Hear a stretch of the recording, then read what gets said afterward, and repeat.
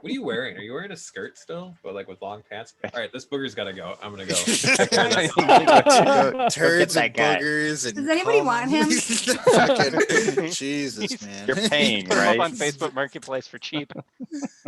I'm sure somebody's desperate enough. You don't have to keep him. Just take him for a little while. Give me a break. Rent him out. That's Do you want to get that's the- berated and pay us? that's you don't have to go home, but you can't stay here. I hear people pay top dollar for that. You could probably rent him out. Send him on vacation.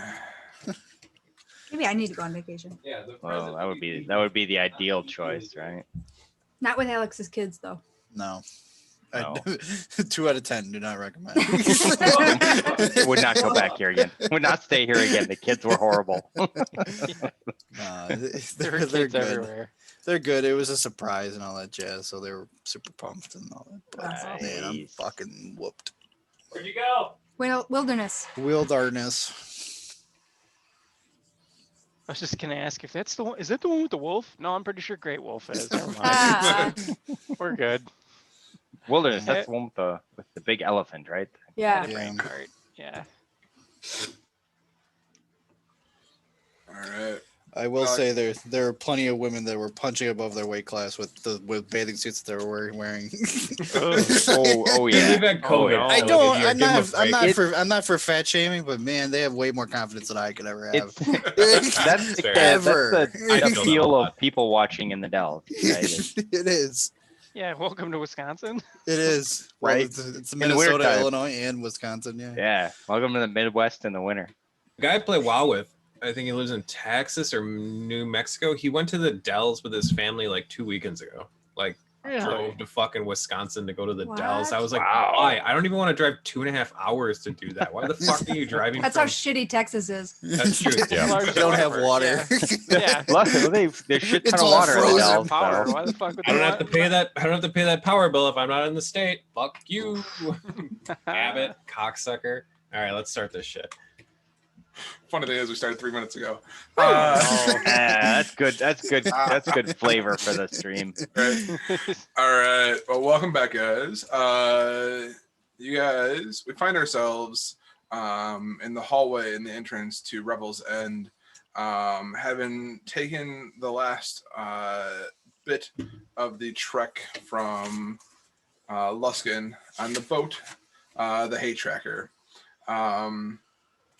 You guys finished your last 2 days with a little bit of a experience, having found yourselves stuck in a swirling whirlpool with a somewhat unknown or with an unknown portal at the bottom of the whirlpool.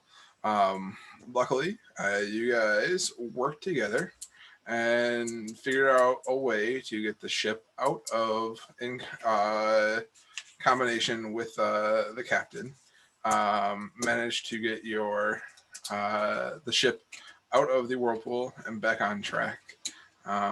You guys eventually made your way up to Revel's End, to the dock, and found yourselves staring up a 160-foot tall cliff, looking up in awe at what lay before you, as Revel's End kind of sat on the edge of this world,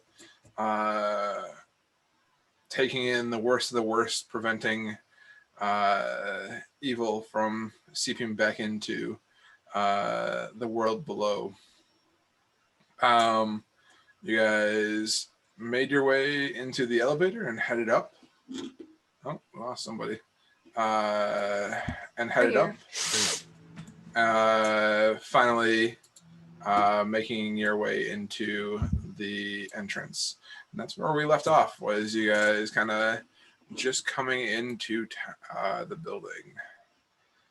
And it looks like, as a refresher, this is what Revel's End looks like. And you guys kind of found yourselves coming off the elevator right in this area. And as you entered in, you find yourself in a dark tunnel. Like this. Are we being like received by guards? Yeah, there was a guard that was hanging out with us. Yeah, he rolled up the. Did he ride it- up the lift with us, or no? He just put us in the lift, I think. no, there's a guard that rode up the lift with you guys. What about? Is there ever going to be a token for Hertog? Hertog, there is a token for Hertog. I'm gonna have to talk to him at some point. I realized in my sleep at one. Oh, he's the got it. Oh, is that him? I don't know if that was the guard or Hertog. Nope, that's Hertog. Cool. Keelan, it occurred to me as I was Yep. looking at the rolls from last week that not that it matters now, but as I've reminded you for months, I can't roll below an 8, and I'm looking at a 1 on the thing for lies. Okay. I got to remember that because I got to Is do my this- own math. Should this not be doing that math? Is if you go, sorry to interrupt, because of the class you are, and you click on the red beyond 20 thing, Mhm. there are class specific options in this drop down menu. There are ones for Rhiannon's Barbarian to turn on Rage and Divine Fury. There are options for my Warlock to turn on Warlock specific things. Is Wait, there a checkbox for you to turn on talent? on The fuck, 20. whatever. It looks like features and traits maybe would be under.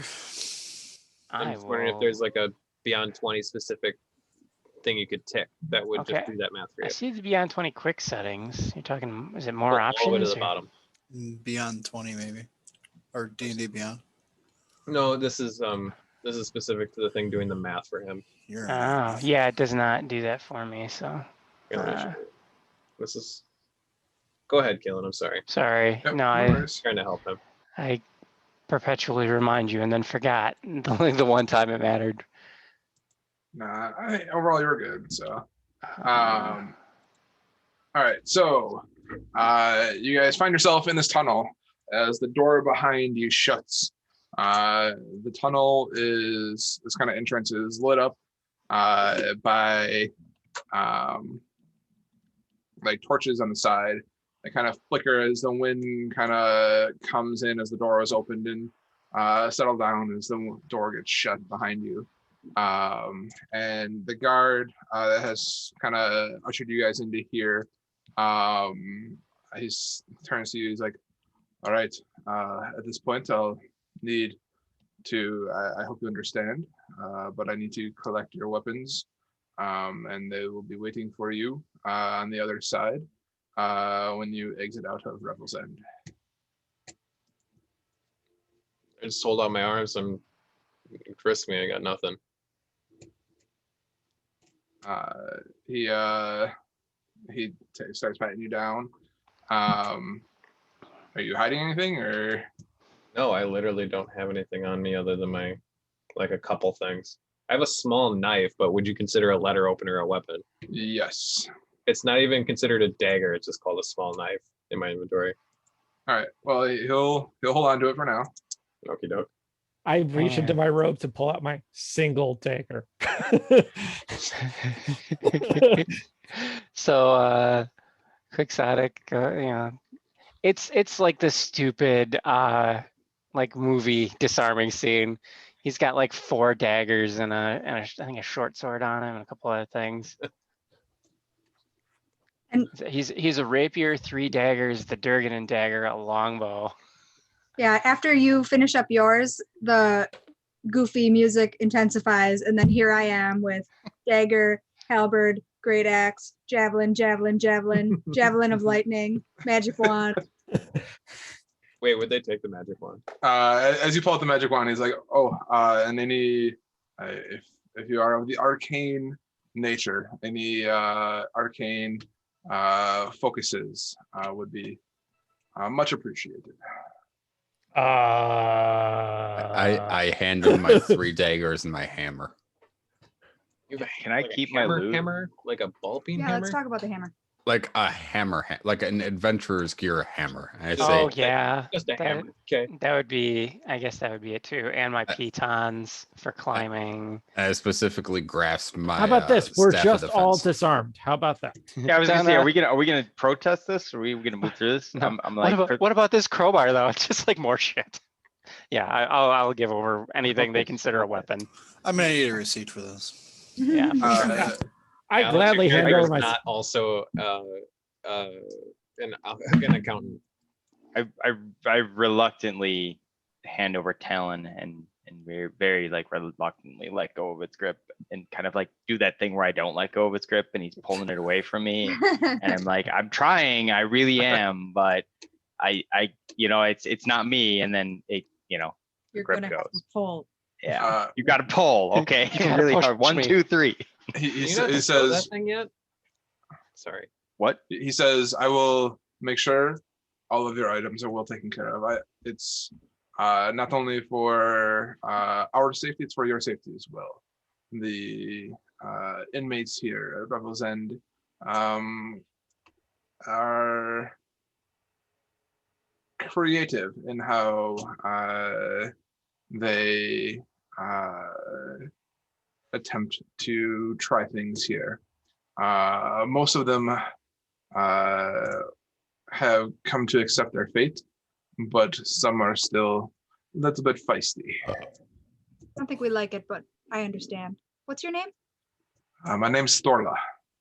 Storla? Thorla Gren. Storla Gren? Well, we're pretty creative too. And he says, and he knocks on the door, kind of over here to the west. If it loads, there it goes.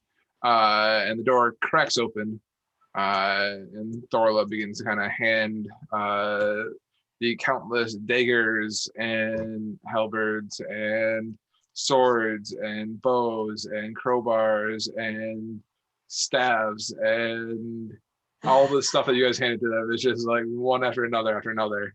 And he waits for just a second, and an inventory sheet is handed back through the door, and he hands it to you, and he says, "This is the sheet of everything that we took in, and everything that will be returned to you upon your exit from Revel's End." And while he's doing that, I say, here, you should take the staff too. I don't want bad things happening to this. Keelan, I'm gonna double check the paperwork. All right. What double- is it written in first off? It's written in common. Okay. Looking over the paperwork, is make me an insight check.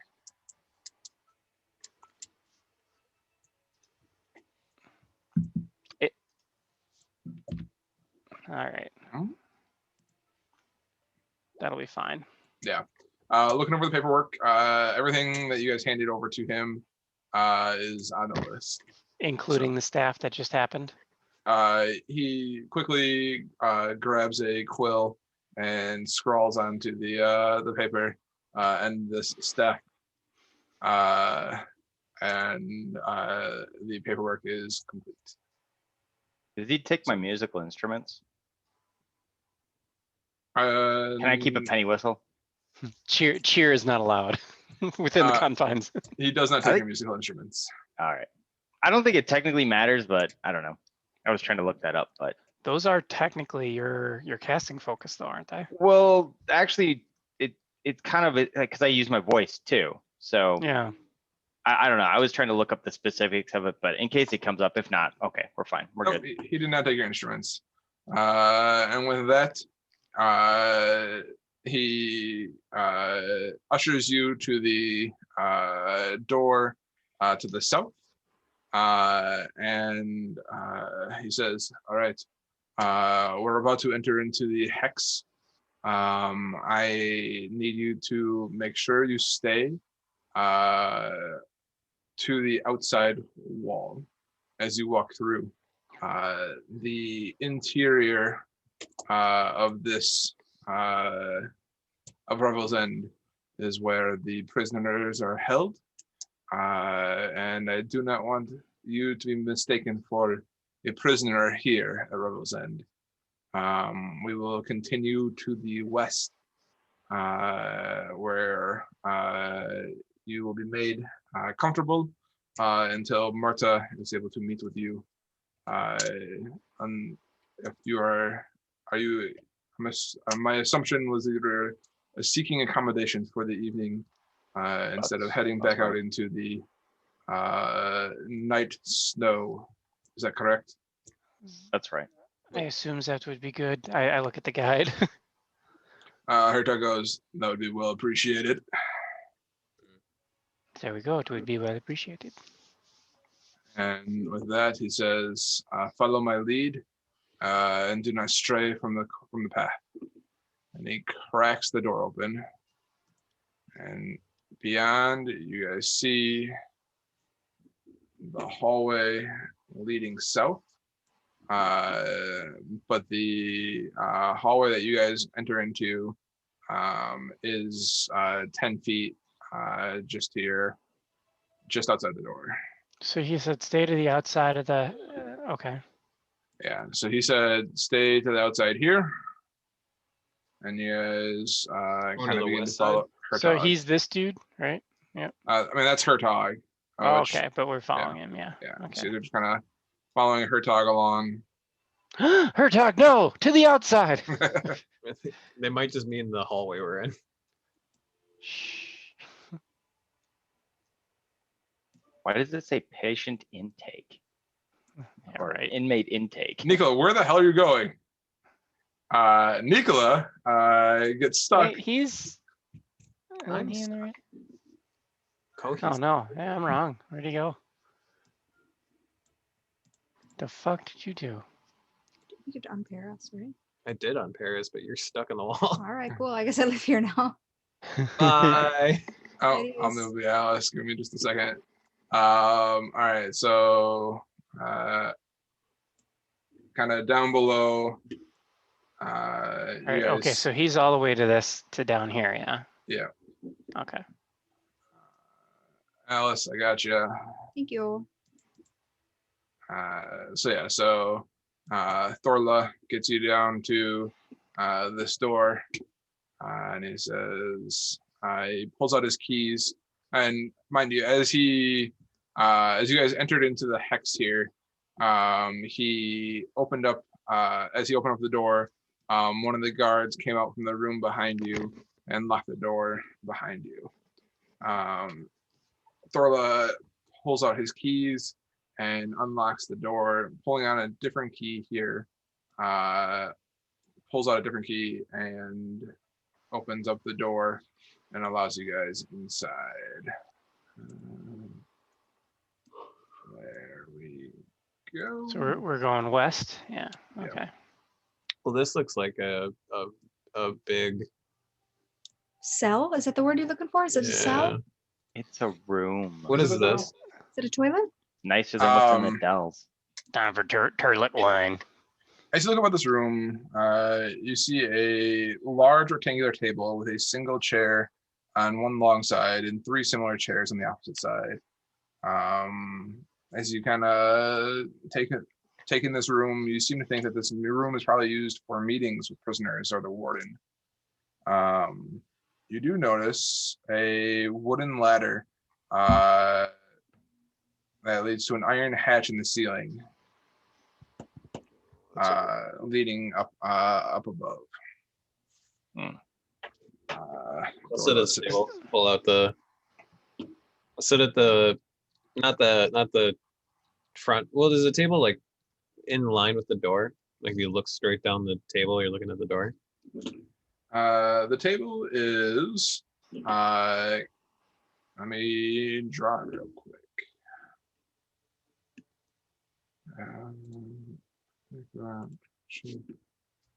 The table sits like this, with a chair where Koei is sitting and three chairs, kind of in the middle of the room there. Does he doesn't leave us here, does he? He is about to leave you. How long do you expect we will be in this room? I anticipate I'm going to go find Martha now myself, having met you guys personally, and tell her that there are guests here waiting to converse with her. Okay. Good. No, go ahead. Let's say, could we ask for, water, maybe some light refreshments? Probably been a while since we've eaten anything.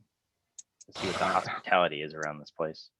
Is there a guards that will be nearby, or was he the guy that came and he's just going to leave us here? Guys, just let him go do his job. I He don't want to be stuck says, in this room. We'll take care of it. refreshments are, if you are in need of water, I can see to it that you are provided water. If you food, we can have prepared for you in the sleeping quarters. That would be great. So, Thank you. all right. Okay. And with that, he says, I will be back in just a little bit with Marta in tow. And he exits the door, closing it behind him. And you guys hear the distinct distinct sound of a lock being turned. And you guys assume for not only for your protection, but for their prisoners' protection as well. You okay over there, Quixotic? Yeah, I'm Alright. going to be fine. This is good. We're good Quixotic. here. Quixotic, don't Hmm? worry. I'll go stand near Quixotic and ask her dog if this is normal. Like, as you've traveled through these parts, is this business as usual? Well, I don't make it up to Revel's End very often, but from what I've been told, they're pretty careful as to who they let in or out of Revel's End.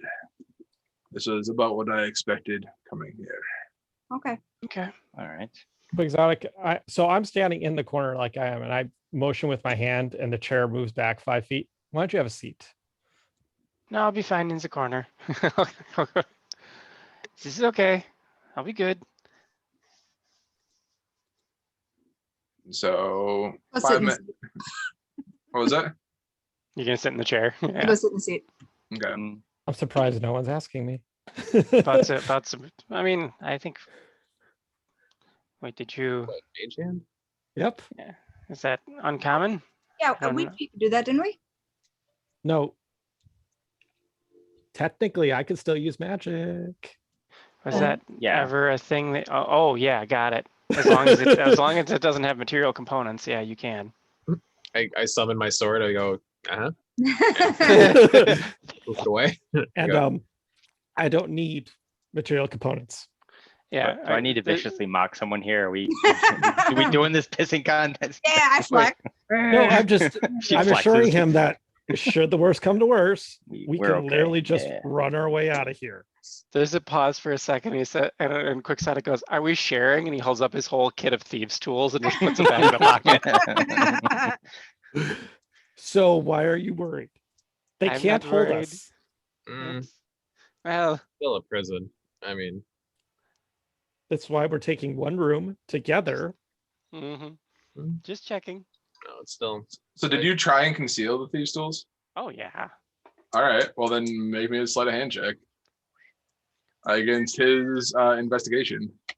As a Retconning a prison little guard bit. who does this for his job. Are thieves' tools technically a weapon? No, it would look like a tiny case of tools. Yeah. It looks Yeah. like a leather case. My watch tools. They're not going to let a tiny case of tools in there. Oh, that's scary. It's a prison. Yeah, Shawshank Redemption style. Yeah, so he, upon petting you down, kind of going around your kind of the hem of your pants and whatnot, he did not find the thieves' tools that you had stashed away. Oh, sorry. So Yeah, I'm gonna take all the time I need to make sure they're securely on my person. Okay. And hidden as best I can. If I need to break up the kit so that it's like one in a pocket and one, because it's usually like a set of tools. Yeah. Yeah. Okay.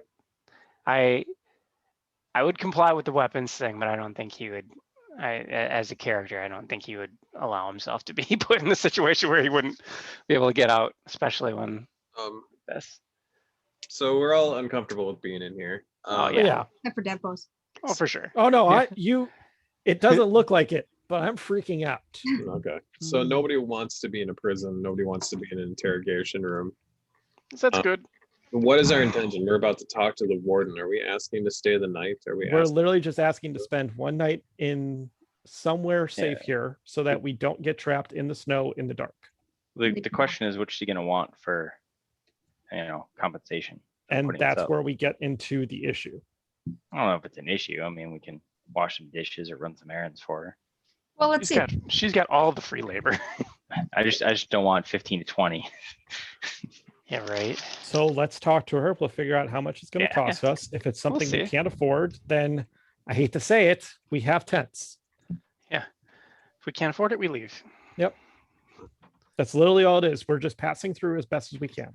We Yeah. we planned to be spending time in the outdoors, so it's not like we're incapable. Sure. It's just, it would really just be nice not to be having to spend this night out. Well, all right. So we're ready. I'm ready to wait it out. Hertog chimes in. He goes, "I'll take any night longer in a somewhat heated roof over my head than a night out on the plains." That being 100% said- honest. Yeah, 100% honesty, Hertog. I would just take shelter at this point. We can survive off anything else than that. With that, kind of another 15 minutes or so pass, and there's still no knock on the door. And another 15 minutes pass, and at this point, Hertog is starting to look a little bit nervous with what's going on, but he's kind of holding together. I try getting Alice's attention. I look towards him and subtly like shake my hand a little bit. What is it? I don't know what that means. Shake your hand. I don't know. Hey, Like, you're like I'm you're rolling a can't- set of dice. Oh, yeah, your camera's not on, so I wasn't sure I know. if you. That's why I'm Okay. explaining, like shaking my hand a little bit, like I'm rolling a pack of dice. Oh, yeah, You I can making pull. a jerk off motion at me? I'll, I hear that's what I'll, they do in prison. I'll read that and pull some cards out because I have my card deck. 'cause Yeah, I- we'll play some 7 card. Yeah. Hold them. 7, well, 8, I suppose. One. He'll sit Something to against keep the wall people and not distracted. exhaust. Yeah. I can do this. Yeah, I'll bust out my card deck and kind of try and keep an ear out for people coming and going. So I don't know how you would like that to be done, but yeah, I'd like to at least kind of partially be focused on listening to if there are people approaching the door, people walking by, anything on the hatch above, stuff like that. You're playing cards and you're trying to keep watch. I will Make me a perception check with disadvantage, maybe. advantage. with advantage. Okay. With disadvantage. Disadvantage. Yeah, Yep. I that was what I was expecting. I'm not Yep. fully focused on it, but I'm still, trying Okay. a little bit.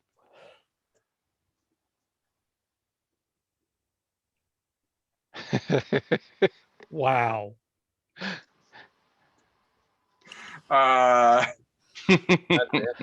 He's not even paying attention and he's still. Are you popping Adderall over there? Or what are you doing? He's just a fucking Yeah, chameleon. I smuggled Yeah. I smuggled that in too. Yes.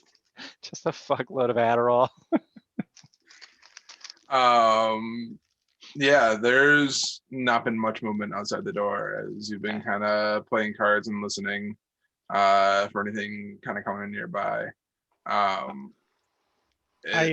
subtly look over at Terran. How long till sunset do you think? I look over at Nicola and I go, Nicola, how long until sunset? What time do I think it is right now? So as you guys have kind of spent the last 2 days or so in the this world controlled by the Frost Maiden, time and light seem to not. You think there's a good 4 hours or so of twilight. Flourish before you just tell us because you have to. What? Like all the flourish before just having to tell us. Yeah. what it is. I mean, like, so Let I'm him- just, I'm, let let- him I'm be just letting you know artsy. that like Makes me feel the light outside there, which like there's not much light outside during the middle of the day. I mean, the sun usually, if you can call it, rises around 10 o'clock in the morning and usually sets around 2, and is usually pretty much pitch black outside of those like 4 to 6 twilight hours or so. I take it back. My question then. As you guys had entered into port at Ruffles End, the twilight hours had just about finished and was entering kind of back into that dark time. Or 3? And so it's probably about, at this point in time, it's probably 4 or 5 o'clock in the evening. All right. I take back my question and rephrase it. What time do you think it is, Nicola? I think it's about dinner time. All right, so we should probably expect her here probably in the next hour. Okay, you spent a lot of time with the law. I would. Do we know that, or is that, or can I presume that? It's up there. You spent some time as law, correct? Yeah. Do you want to spearhead this? Sure, Feel why not? Yeah, dealing with the hierarchy of that type of institution. I mean, you're the most experienced. Yes. Otherwise, I can give it a shot.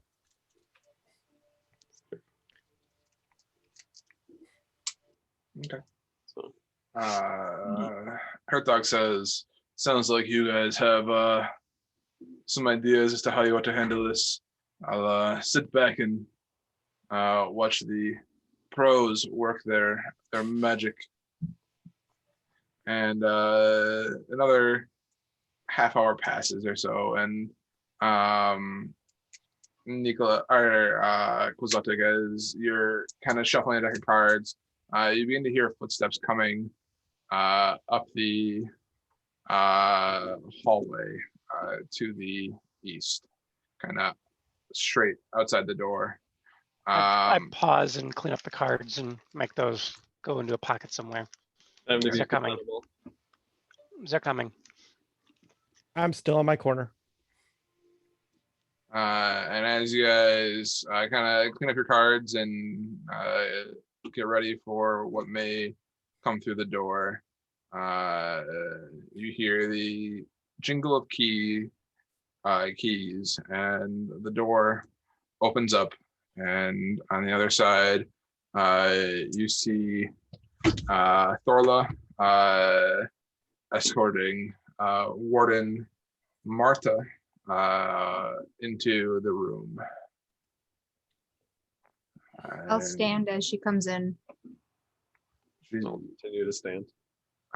She says, "Good evening.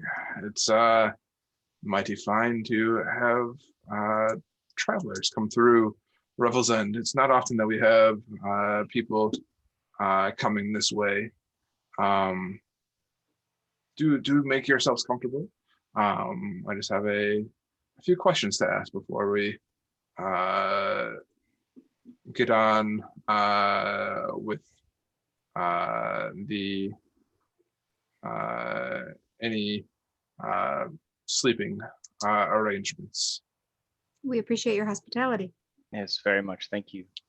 And kind of as she enters into the room, Thorla kind of locks the door behind you guys, standing kind of with his back against the door, looking at you guys as Marta kind of heads towards the, not makes smaller, as Marta begins to head towards the front of the table where Quixotic is, and assumes the one lone chair on this side as if it is a comfortable spot for her.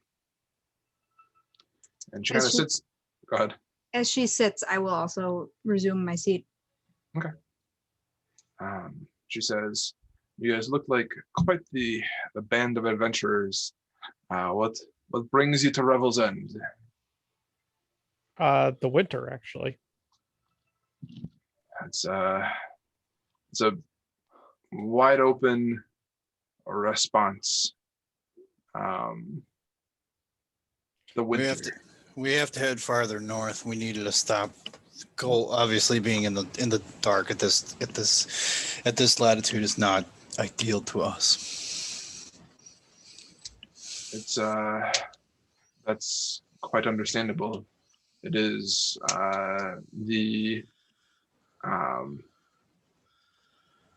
this cold imposed by the by Ariel has taken its toll on Revel's End, and the prison itself is, you can feel it age and the cold kind of seep through the walls, making it even more dreadful than it is normally.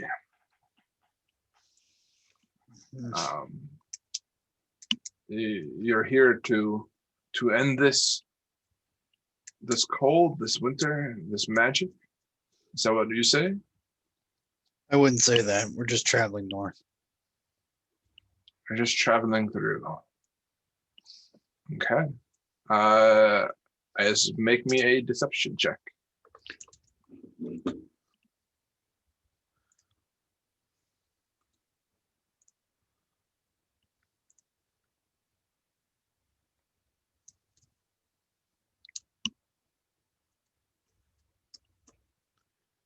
Come on. Oof.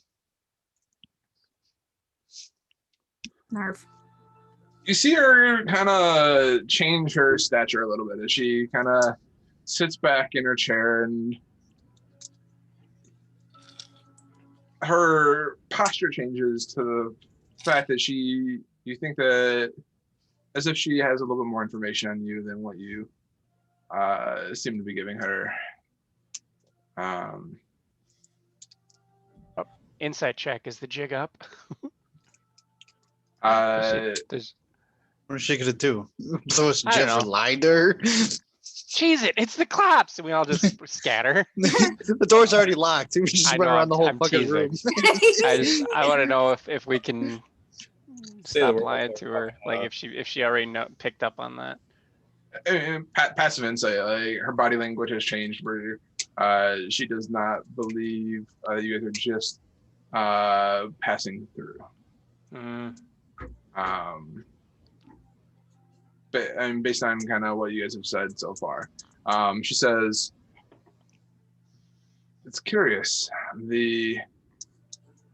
Most people, as they sit in these chairs, the ones who are trying to hide things, they have their tells.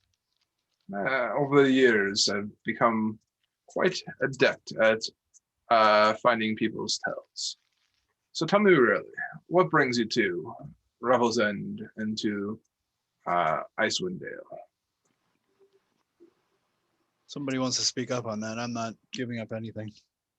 I would love to tell you that we all have the same motive, but we don't. Some of us are here for knowledge. Some of us are here to recover priceless artifacts. Some of us are here because a higher calling tells us to come here. What we can tell you is each of us has a mission that we're trying to accomplish up here.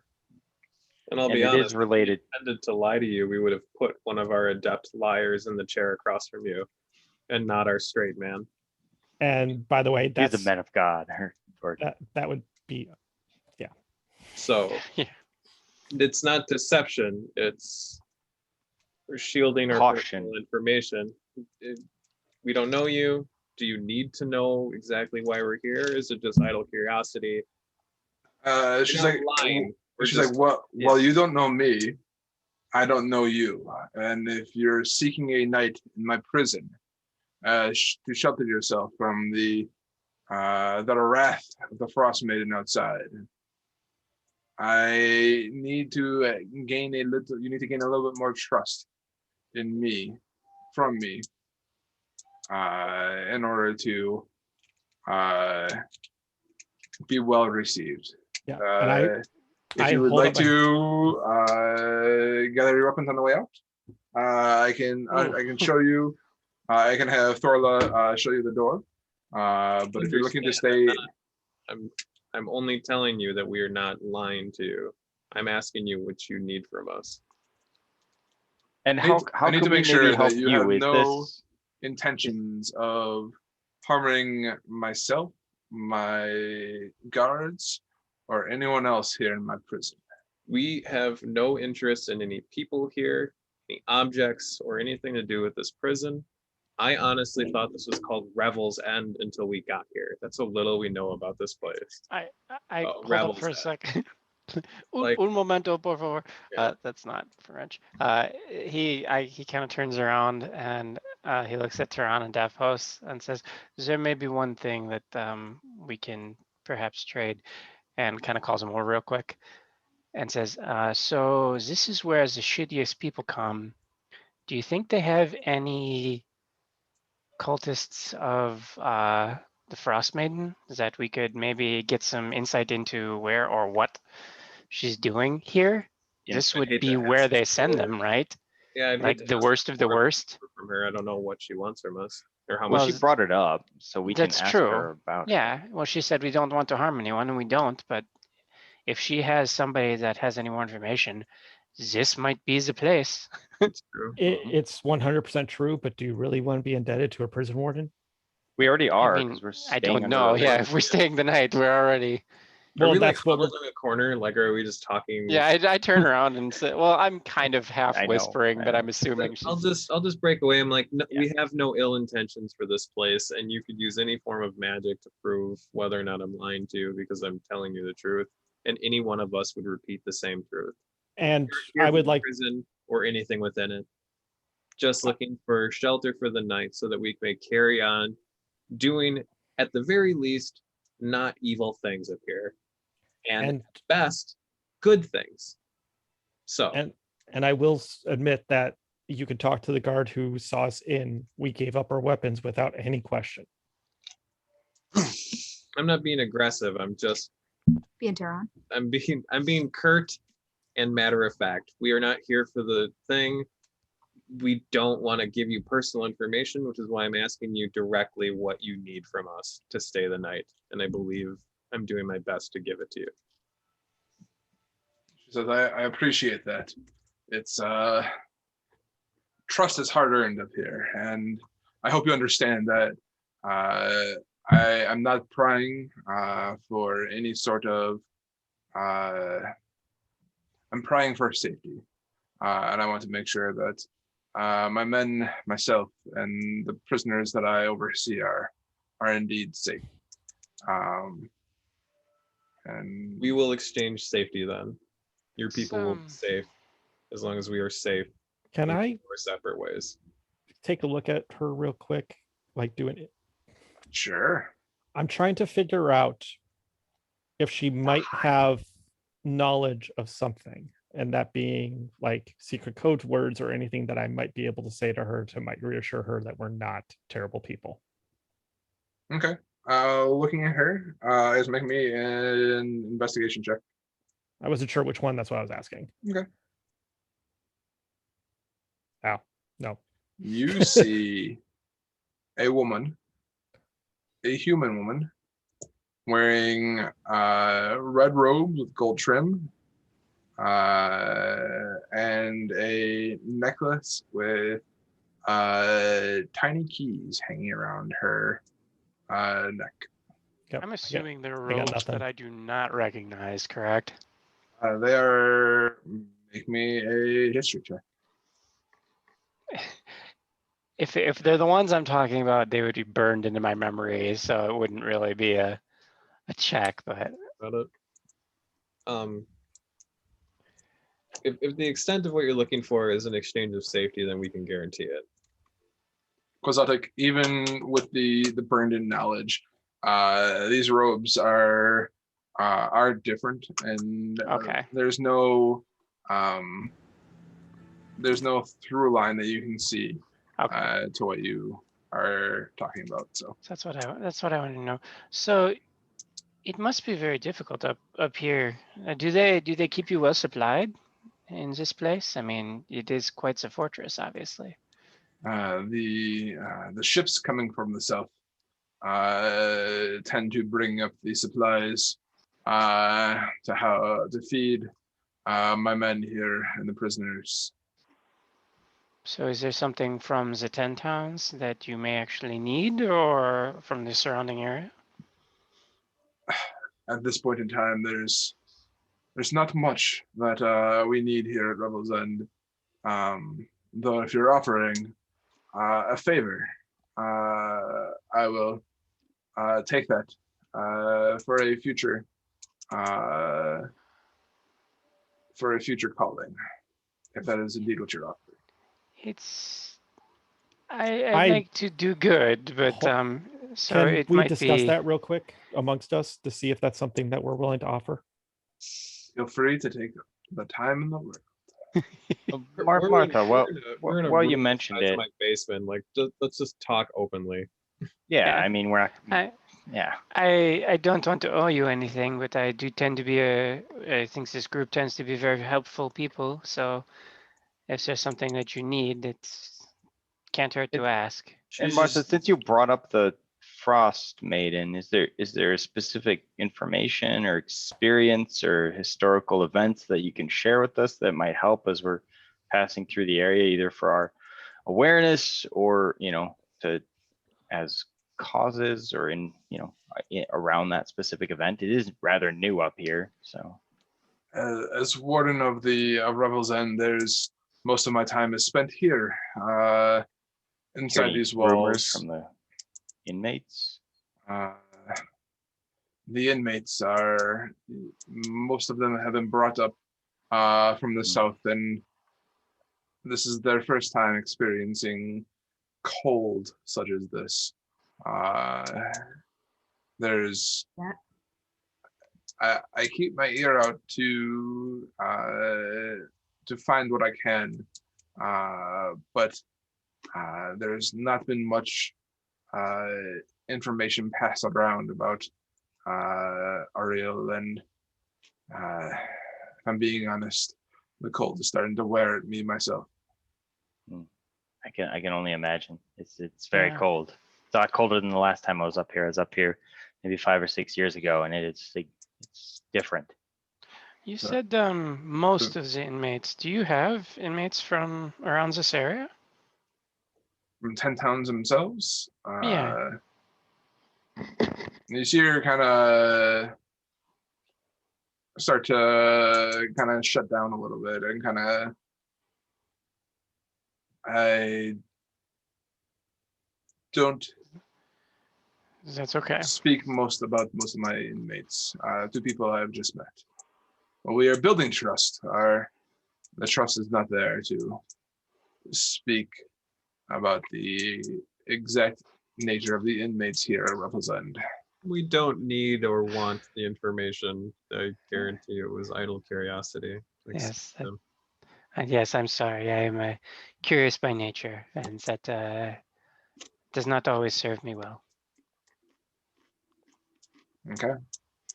She says, well, I seem to think that the trust has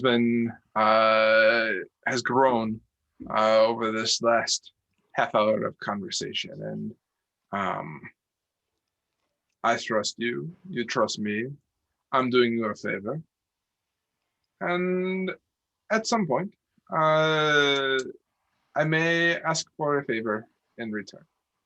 Is all I ask, and nothing evil, nothing sinister. There just may be a time where I may need the help of a capable party. Should you show yourselves capable, as you seem to claim. Always good to have allies. Yeah, I think we can handle It's that. true.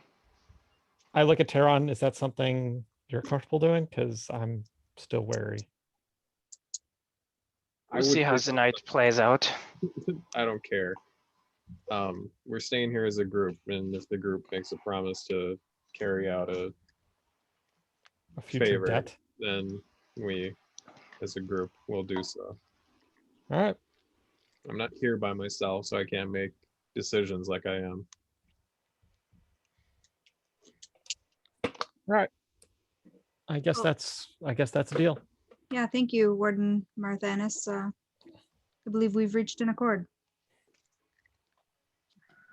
She says, all right, well, if you'll follow myself and Thorla,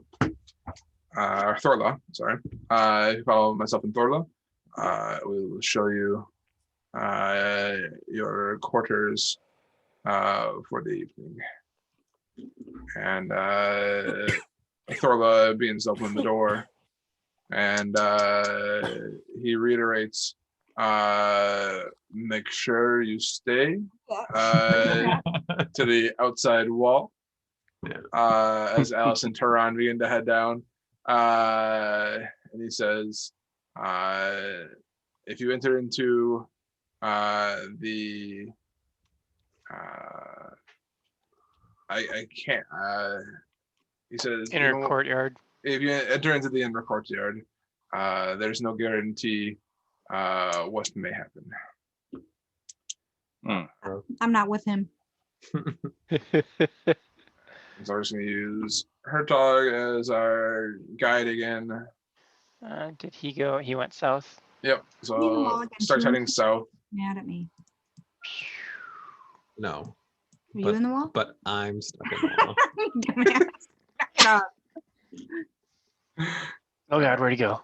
Thank you, Dungeon Daddy. Yep. Thank you, Please, Donna. please forget his idiocy. Don't do it again. Don't do it again. Well, ba, ba, ba, ba, ba, ba, ba. And so you guys, they head around the corner and continue on. Are we gonna end up at this south door, or are we gonna keep going around? You guys are going to end up at the south door. Okay. And the door is going to open. Oh, only circumnavigating the entirety of the prison if we need to go somewhere. How inconvenient. How efficient.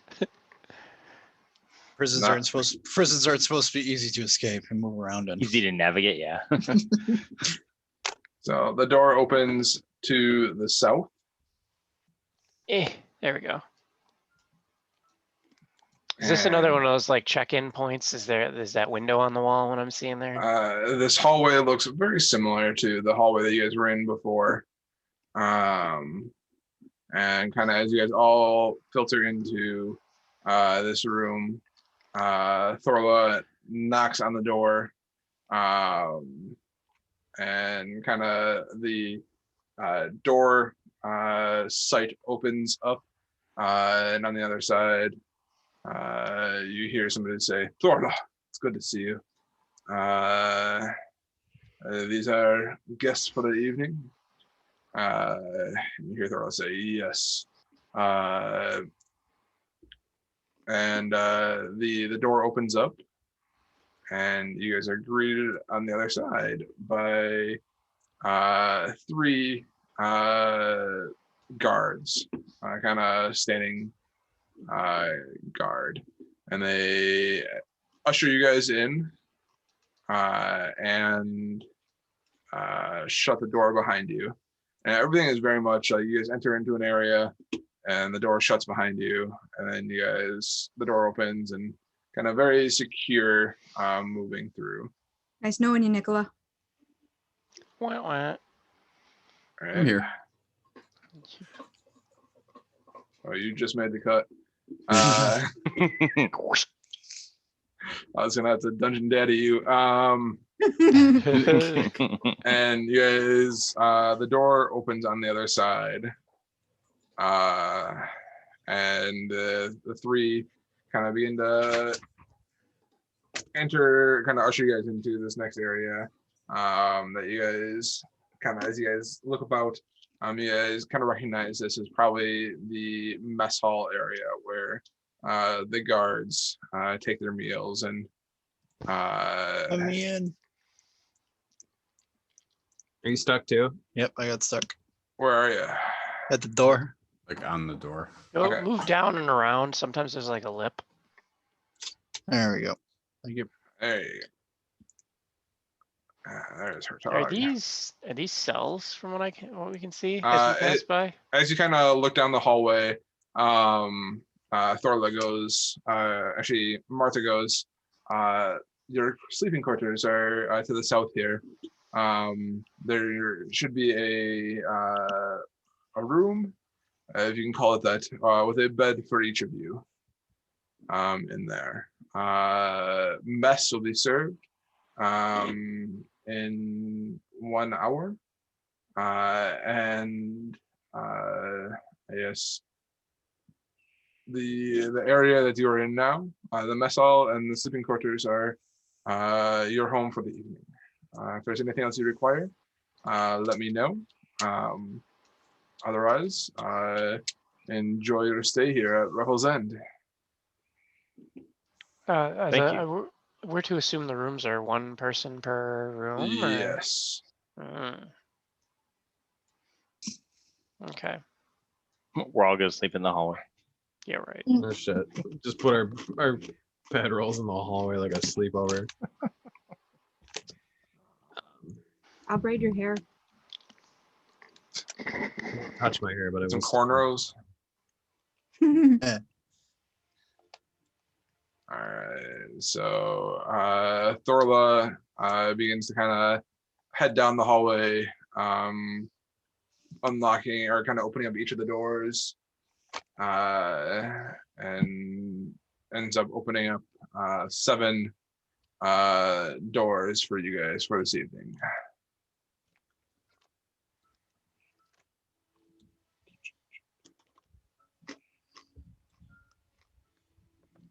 Now, here's a question for you. Do these Yeah. doors lock from the inside or the outside? Outside. As you The look at lever them, on the wall. the doors lock from both sides, Okay. meaning that they can be locked from the outside, Mhm. and that they can also be locked from the inside Okay. as a safety precaution. Sure.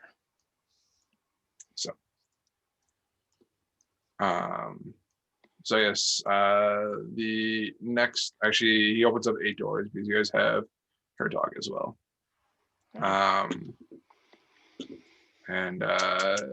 he says, "Is there anything else you need at this time, or is the Is this, or When is if mess? not, I'll is see this you in an hour? in the mess hall in 1 hour." An hour. This is Sounds great. good. Yeah, we don't Yes, thank you necessarily very much. need one to a room right now. I mean, we're not sleeping. Right. 20-foot by 10-foot rooms. We can spend some of our time together. Does mess hall have tables? I'm assuming. The mess hall Yes. does have tables. Oh man, There we go. Gambling. you gotta do Do some it. copy paste rectangles. All right. So kind of as you guys sit around the tables, there's probably, as you kind of look around, there's room for probably about 60 or 70 seats or so here in the mess hall. Okay. And various tables of different shapes and sizes kind of spread throughout. Sure. So All right.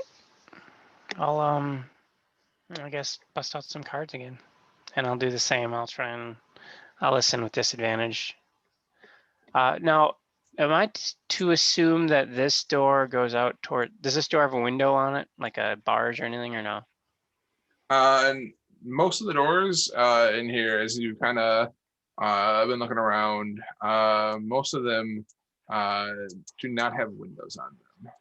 Okay. Everything So, is relatively, I mean, like the door in the hallway that you guys were in, I did not want to draw. Basically, where you guys entered in over here, Yeah. that was one of the few doors that had a sliding window on it. got it. Am I Is there anybody to in here with us? believe- Or is it just us right now? At this point, it's just you guys.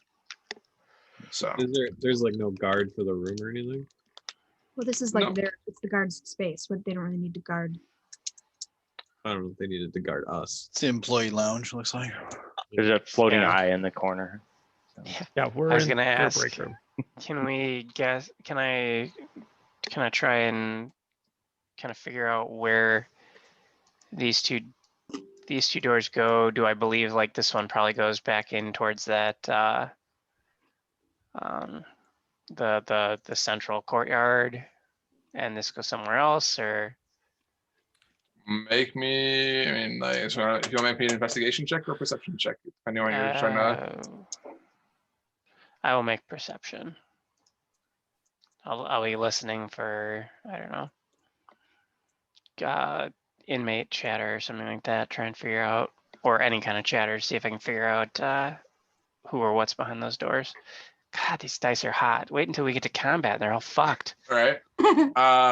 As you kind of look around and listen for any signs of clues that you can kind of discern from the area around you, it sounds like in the door to the north, up here, it sounds like there might be sounds of like a kitchen up there, and kind of pots and pans kind of moving around, and you think that area up there is probably where the kitchen may be. As you kind of, as you think, as you're listening, you don't hear any sounds coming out of this door. Okay. I will The overall position- shape and size of Revel's End is a little bit discombobulating and leaves you a little bit unsure as to kind of what the structure is of the area around you. And we haven't gone up or down any stairs or anything like that, right? To believe that there was an elevation change? No, it's been very flat since you guys entered it. Okay. This seems to look like this was piecemealed. They've just been added pieces on. A little bit of this, a little bit of the rhombus here, rhombus there. Mm. That could be true. All right. Yeah, I'll kind of position myself where I put myself and bust out some cards. No available fire exit plan hanging on a wall somewhere. Evacuation plan. Safety was not a big Hit the issue button back to then. open all doors. I'm positioning myself near the kitchen because I'm gonna get some fucking knives if shit goes down. Fair enough. I'll throw a table at a bitch. Exactly. No one would Alright. stop you. They'd try. Okay. Well, you guys sit and play cards for the next hour. Occasionally a guard will kind of pop his head in from the door that you guys were came in through before on this end, and just kind of check on you guys and just to make sure everything is still copacetic. But kind of exiting back through the door. I'll do the same thing I was doing before where I'm like at least half listening for things. Okay. Yeah, I mean, like as you're sitting near the door to the Oof. kitchen that you think it's this game of cards that you're playing this time is a little bit more intense, and there's a little bit of gold writing on this one, Oh, and Oh. it's your perception is not as attuned as to what you were before, but you still hear people talking in the room behind you, usually occasionally you'll hear what you assume is the chef kind of yelling at somebody Fuck! about Donkey. something. But Okay. Another finger in the stew. What are you, an idiot sandwich? I'm an idiot sandwich. Sorry. but that's what you discern from Okay. as the hour kind of passes by. Is there anything else anybody else want to do? Or? I don't dig prisons. So I'm they're updating my journal. dirty places and usually have to be ruling with an iron fist to have any sort of semblance of this much discipline. So does not very disgusted with prisons. So I will be playing cards with Quixotic. Okay. I don't know if anybody said that they were joining him. I'm just sitting at the table. I'll be sitting. I'll play cards too. Yeah, I'll sit by myself. I'll be right back. Okay.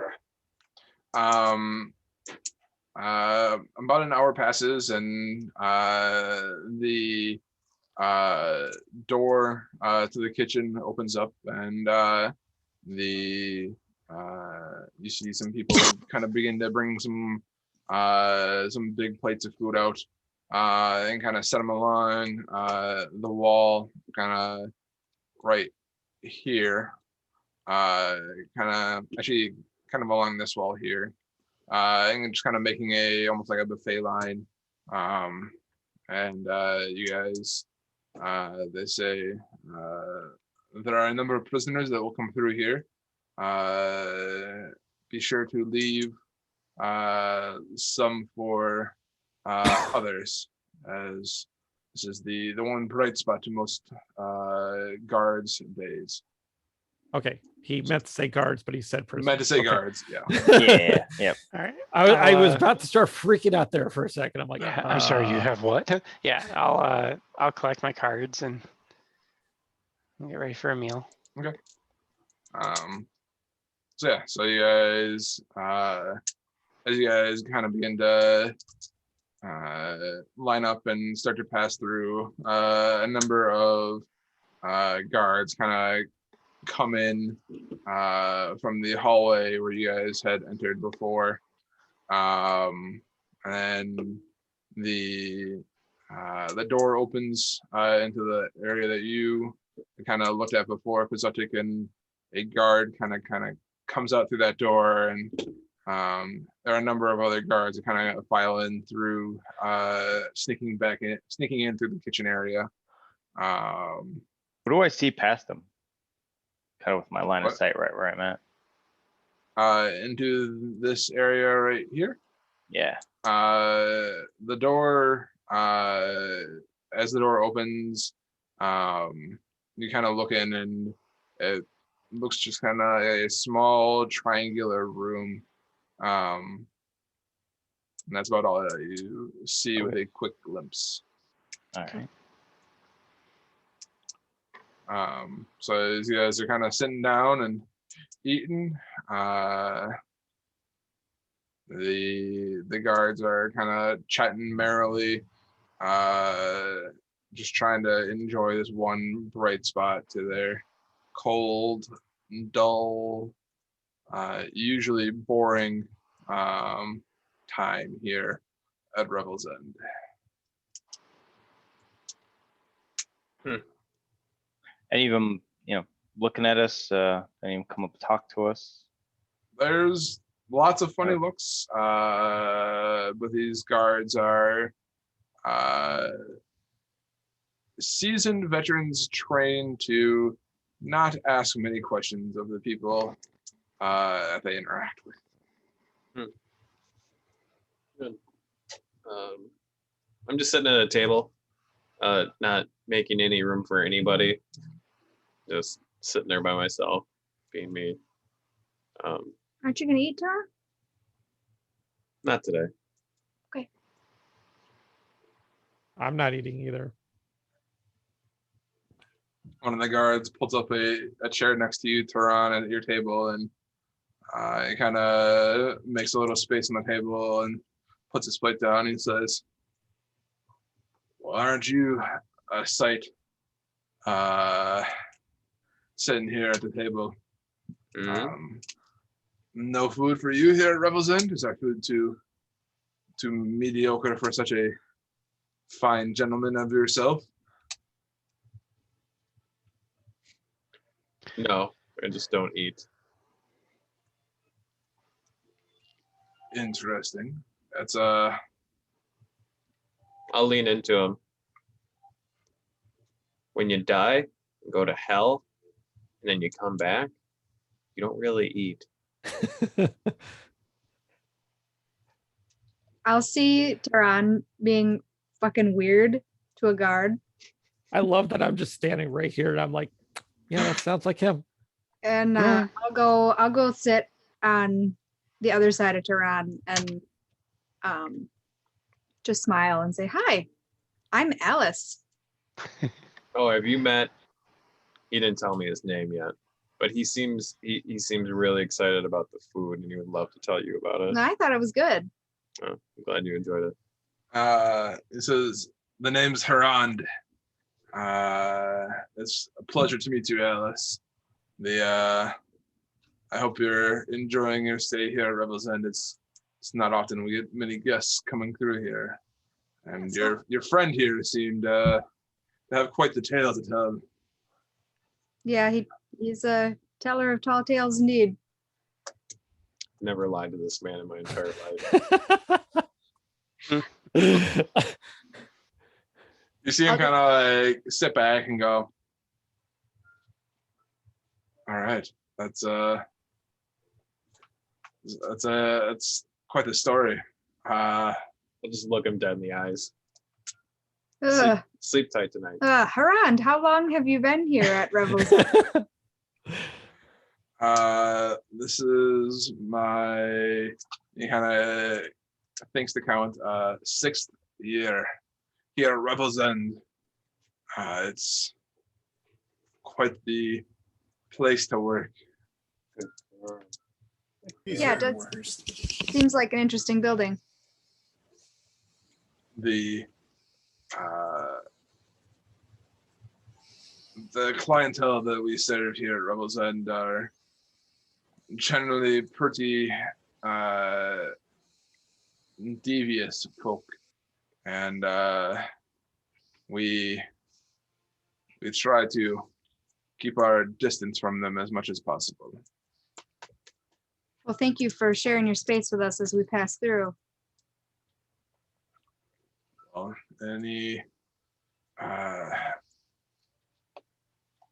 she says something about sharing space, and like I'm essentially like sitting with my elbows out on the table, just like this, and I'll just pull my elbows in and just sit back in my chair.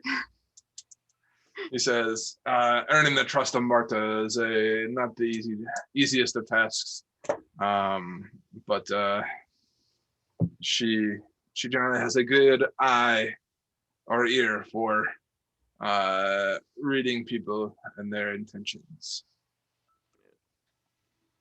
So what brings you up to the coldest place in the world? Oh, this and that. Seeing the sights. I do laugh a little. Tehran got too much of a suntan in hell, and now we're trying to cool him off. Well, you've come to the right place. An afternoon outside will cool you right off. An evening outside is, well, that's a much different story. The guards who draw the short straw to take watch on the roof. Well, let's just say there are black ears and red ears here. Oof. In Revel's End, and you can definitely tell which guards draw the short straws. Oof. I don't envy that. Is he still eating? He's just piling in the food as he goes. I'll take off my gloves and put my hands on the table as he's talking about red ears and black ears. Jesus Christ. Tell us about your hands, Tehran. What does he see when he looks down at your hands? Just like kind of desiccated black, like up to my elbow arms. Okay. Now you can see why he doesn't eat. Nobody wants to touch food with those fingers. He says, Oh, would you lose your appetite? It looks like you had your own bout of frostbite in your time. Yeah. Why are you swinging your dick around with this guy? I don't know. He came and sat by me. Oh, He made a choice.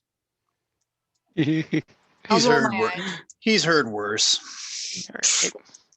We are lonely for a little bit of outside company, so it's a interesting diversion for us. That's for certain. Indeed. Well, it's an interesting diversion as well on the receiving end here.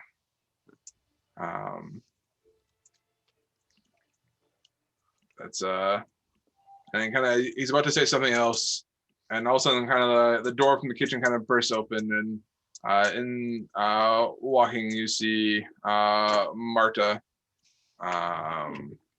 Though this time, as she kind of enters in, she has a little bit of a different swagger to her step. Almost a little bit of a slur to her words. And she says, "Oi! I heard we have visitors here. It's time to celebrate.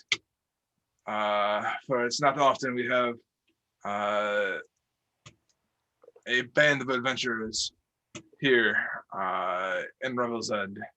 And you see her kind of hoist a mug up into the air and just like tilt her head back and just like down this mug of what you assume is some sort of ale. I will look at the guard that's been sitting next to us. Like, what is his reaction to this? You see him just kind of not take much reaction. This seems to be somewhat of a. It's making me an insight check as you're kind of looking him over. Sure. Am I curious about your depiction of her? Does she sounds like she has a different accent? She's slurred. Well, we had that comment earlier, like last time, about her getting in her drink. Make me an insight check. 7. It's not bad for me. There, as you kind of look at her and whatnot, her stature and demeanor has changed a little bit. Her, as you listen to her, sounds like she might just be kind of slurring her words as she, as what you assume is further into a drink than what you would have imagined somebody would have been in the hour since you've seen them. Fucking casual Fridays already. She wants to party.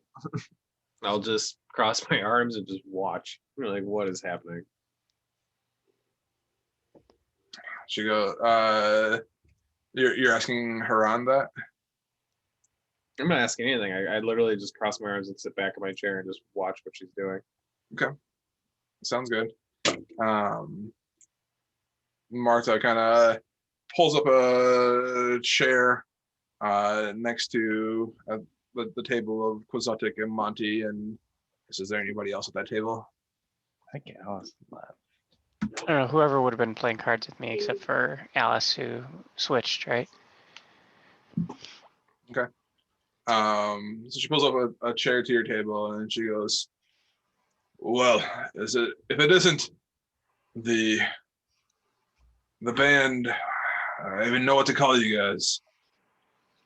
I don't know if we named ourselves. That seems presumptuous.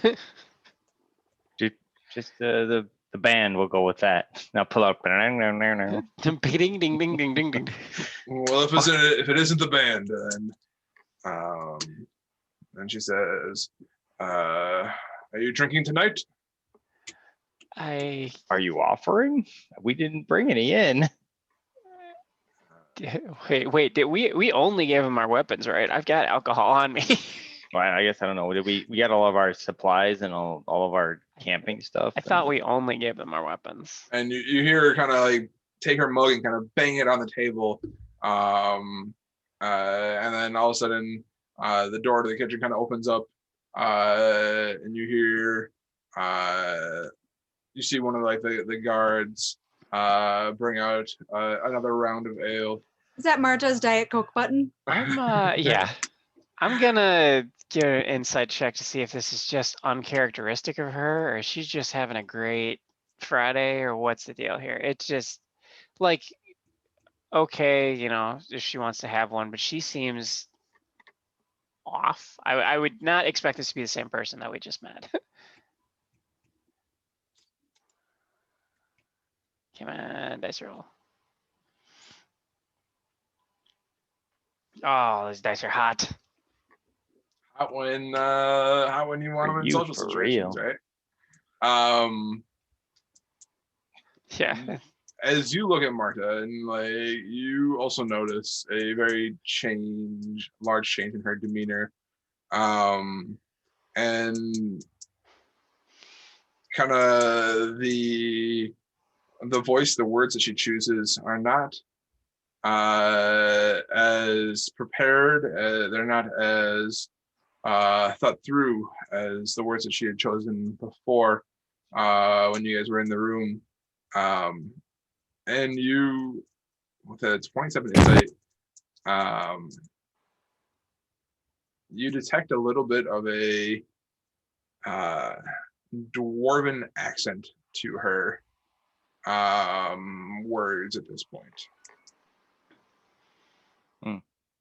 Which was clearly not there before. You say, and you described her specifically as human. Clearly not there before.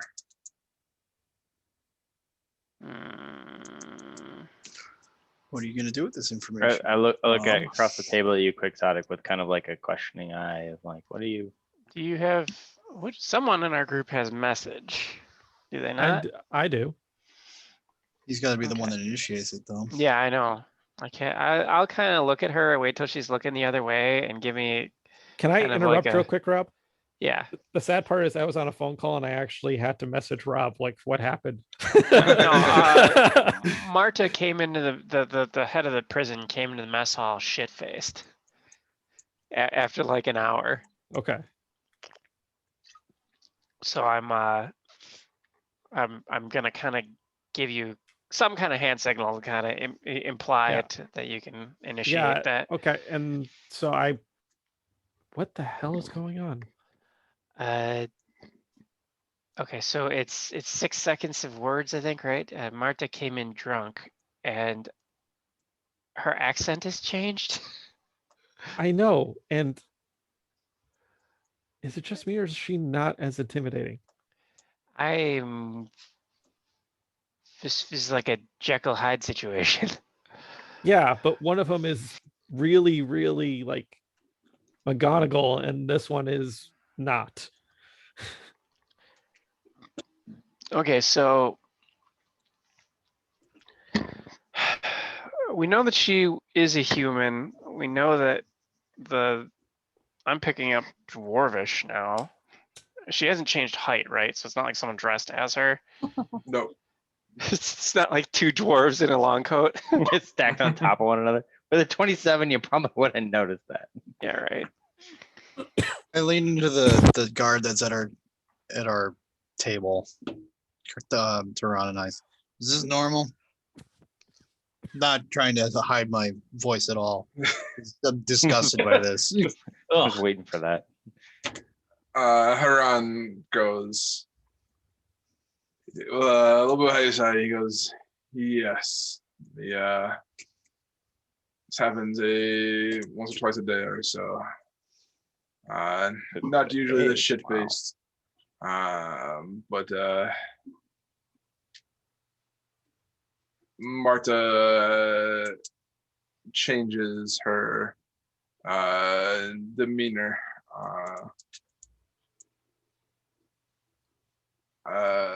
for a while. It usually reverts back after about an hour or two. Just chuffs and just sits back down. in his chair. Is there a Weird. drink I'll or- lean in on Marta. What are we drinking here? What are you serving us? What do we got? She says, the best damn ale we can get here in Revel's End. It's a shame we can't get better, but they do what they can. I'll pick up my mug and feign taking a drink, but do I smell or sense anything off about it? That would be not you typically, picked up within, normal smelling cheap ale. Medicine check? I don't know. Yeah, make me a medicine check. If you're proficient in alchemy or trying to think of what else would be I probably would do a medicine check on this one. nature, depending on if it's a natural poison. I don't know. I'm trying to think of other, yeah. Yeah, I'll roll the medicine because I'm looking for it to smell something to off or different in there. It's a little coriander or something. So it's Roofie colada. not gonna be hot. I'll Smells like ale. I'll take a whiff, but I won't sip it and say, is this dwarven ale? She says, God, I wish it was dwarven ale. That would be the best kind of ale. You've had a lot of dwarven ale up here before, or? There's a lot of dwarven mines up here, are there not? Used to hang around here. Marta, do you know of any dwarven mines anywhere near here? Near here, the closest ones that I know of are down at the Kelvin's Cairn. You didn't come up from that way, right? Are you from around 10 towns? Myself? No. Yeah. No. I'm from the Neverwinter area. Ah. Hmm. I'm a little further than that, as you can tell. The accent gives it away. I've heard that, yes, and the clothes and the accent.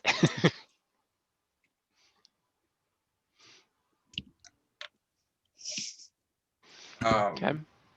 Yeah. All right. So she's gonna try and get us to drink. I will not partake. Are you gonna? I'm gonna perform like I'm partaking, but no, not at all. Okay. We've been eating the food though, but yeah, I'll Well, it was like community food at least. Yeah. we watched other people take food, but but I mean, I'm not super suspicious. I'm just, she seems to be really heavily in it. I don't want to get like incredibly intoxicated with some delay something. You're not superstitious, but you're a little stitious. Little stitious, little sus. All right. So you're trying to hide the fact that you're not drinking? No, I'm not trying to cover up the fact that I'm not drinking, but I'm just pulling the mug up to myself every now and then. But if she peered into it, she probably obviously noticed that it's not going down that quickly. But All right. you want me to make a performance check? No, it's fine. She finishes. She takes her mug and kind of lifts it up and finishes what's left. And kind of pounds on the table, doing the same thing that she did before. And another round of drinks comes out with another drink for both of you here at the table. Oh my, Marta, I think this one's just fine. Hey, have I ever shown you this? And I'll pull out my deck of cards and I'll kind of lay out a story and try and do some sleight of hand to just kind of do like a simple card trick. Just to distract her from the fact that I'm not drinking anything and see if I can kind of pull a little more information out of her. I'm going to try and make it into like a story and see if I can get her to correct me on some stuff about the Frost Maiden. So I'm going to make something up about, with the information that I do have, because we've picked up a couple of things, use like a queen or something like that. And then I'm going to try and get her to see if I can get her to correct me on story points, just kind of fill in what she knows. Okay. I don't know if that would be sleight of hand, performance. I don't know what else. I don't know. I'm throwing some stuff out there. I want you to do a performance check. Don't want to, can't make me. It's gonna be awful. Can I roll a sleight of hand and give myself advantage? Because I'm really good at that. You're Make it look like magic. the sleight of hand is kind of what you're using to cover the fact that you are telling a I'm story. making but- cards. Yeah. I'll drop in some like references and historical stuff and things within the story too, right? As to make it a bit, back up with a bit believable and stuff. And if you want me to. Yeah. To Oh assist yeah. you. I don't know. This is We was could- kind of off the cuff, so we'll see. Yeah. Well, make me So a performance check with advantage. good, because I have a flat 0 bonus on this, so it's gonna be bad.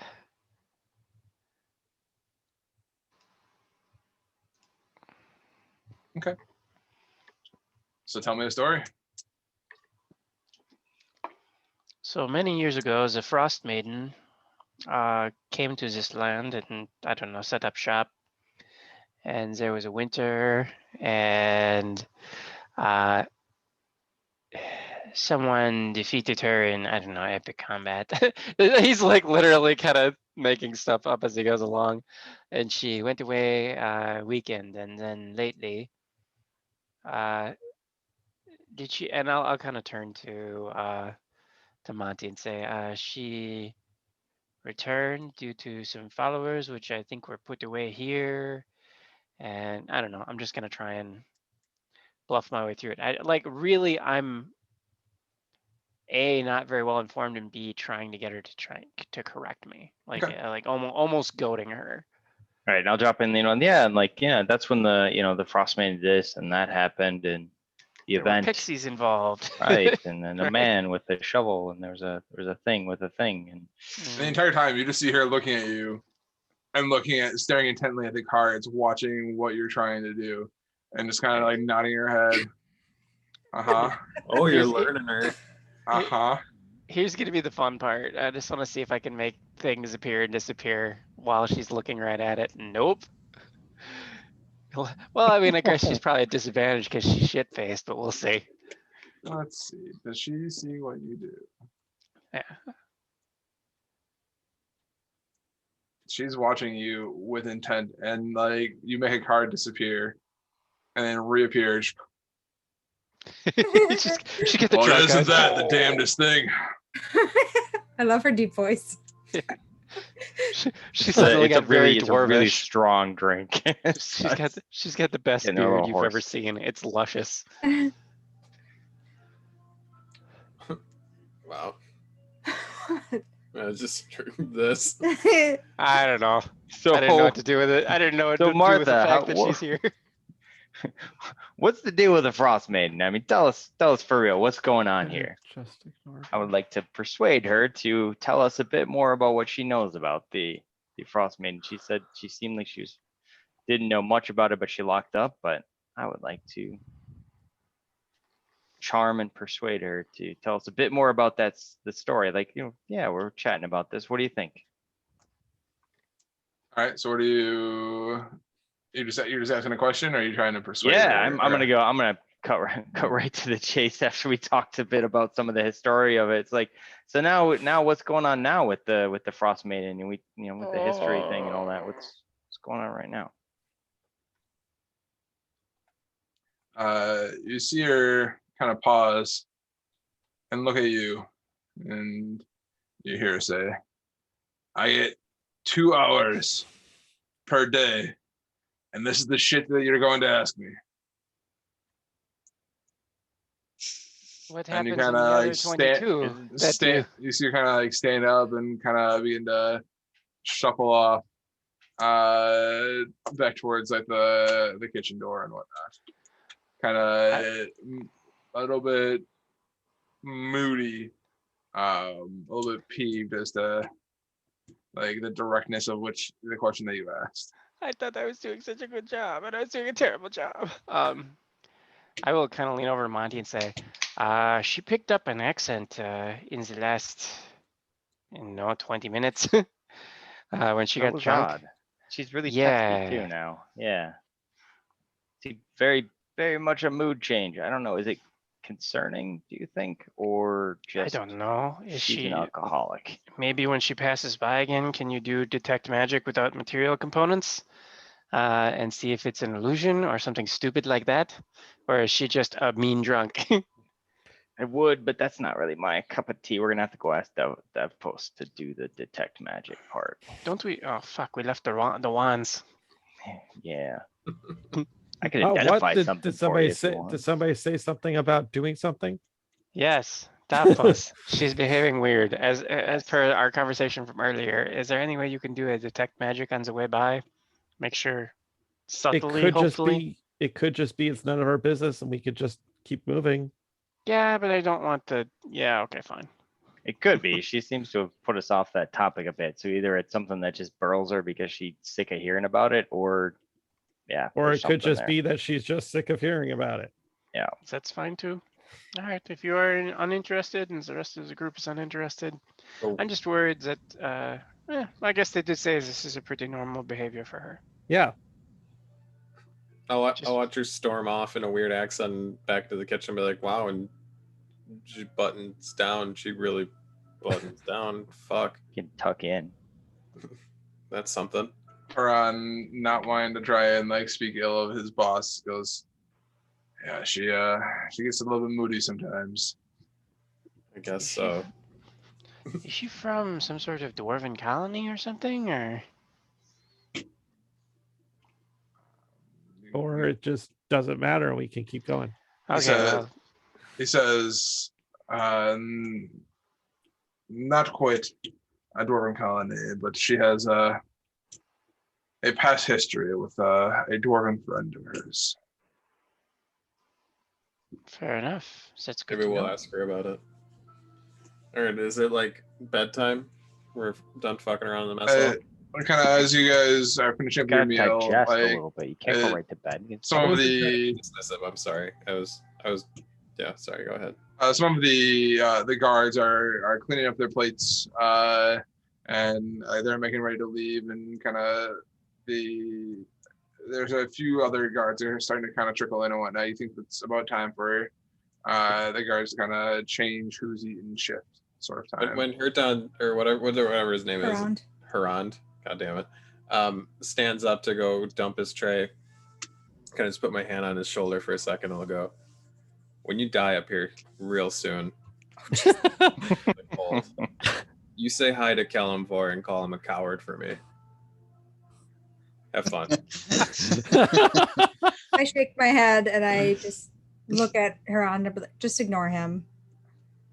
You will Looks die. very confused and bewildered. But he goes, all right, if you say so. What the fuck is wrong with you? Are you bored? Yes. The cards? Let's go. Come on. Last time we were bored, I punched you. Oh, not here. Yeah, let's not do that. You don't know what they do in the barracks. I bet there's a fight club here too. Yeah, Clean but they your bet on the butt. prisoners. Fucking excuse me. Go to bed, old man. Sure, I'll go sit quietly in a room all night. All right, so you guys make for your rooms. Yep. Are we all gonna sleep individually? Tehran will stay in my room. Is Should we there double up? Yeah, can we get at least 2? Can we get 3 in a room? You guys can fit probably 2 or 3 in a room. Not comfortably though. Like these are not large areas. Doesn't have to Maybe be comfortable. 2 would be okay, I bet. Who wants to sleep with Hertog? I can. That's fine. I'm uncomfortable. Well, we've been on a boat I'm with him for a uncomfortable Yeah, that's with it. fine. No, he stayed in his room the whole time. We barely saw him at all. Her dog can stay with me. We have almost zero interaction with him. He's not been I the get- best NPC, has he? I've got to ask him. I'm just in general, if he's a recluse, ranger, then then we fucking haven't. We don't know shit about this guy. Brush up on your Hertogian because I got to ask him some questions for later anyway.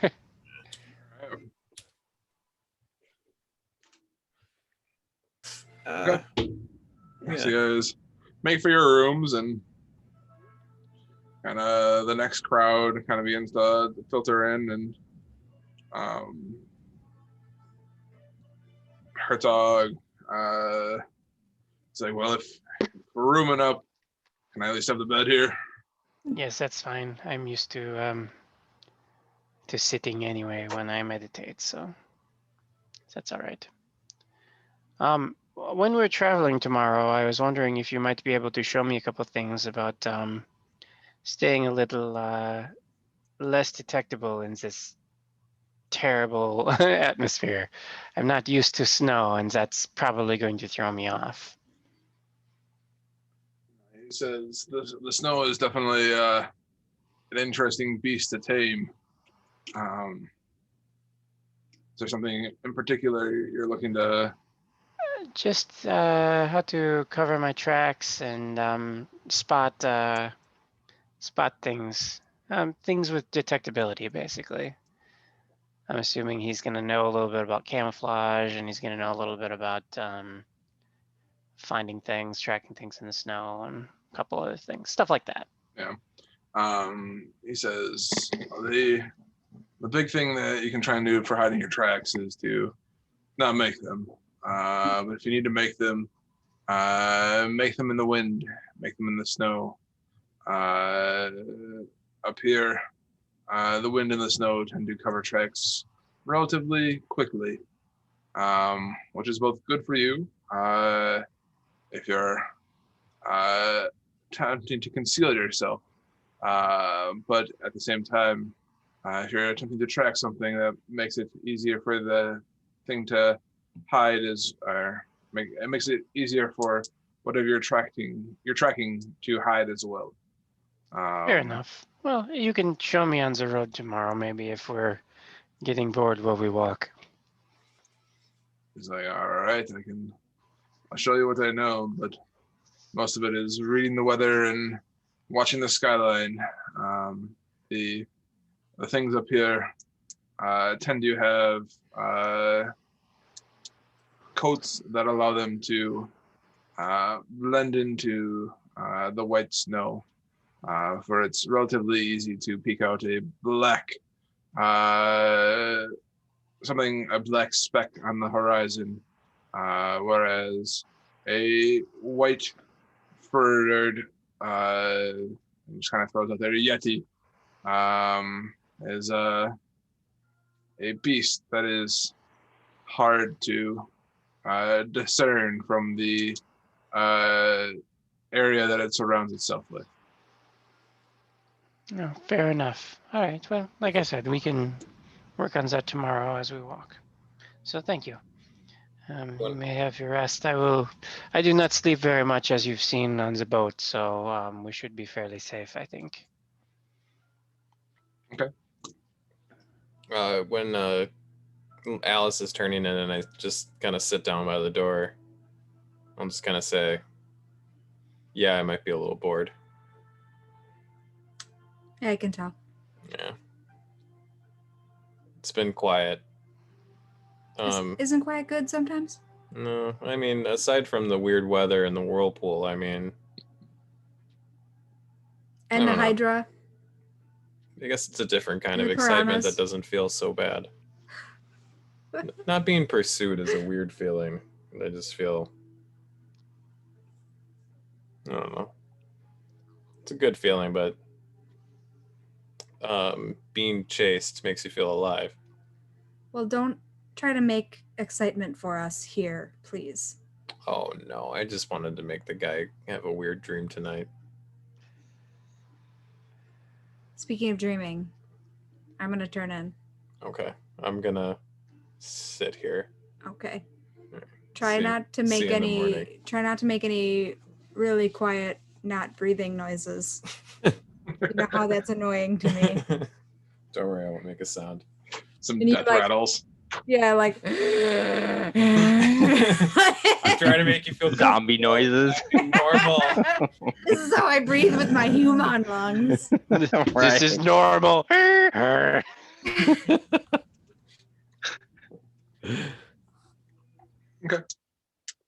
You guys turn in for the evening and are awoken the next morning as you hear kind of what sounds like a stream of guards kind of coming in, and kind of as you guys poke your head out the door, as you guys smell the smell of fresh cooked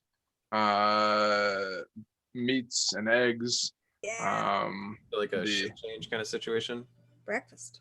Yeah, the breakfast meal shift has come in, and you guys see a table full of breakfast items prepared out there for you. A number of delicious pastries and other delicatessens that you would not expect to find here in the far reaches of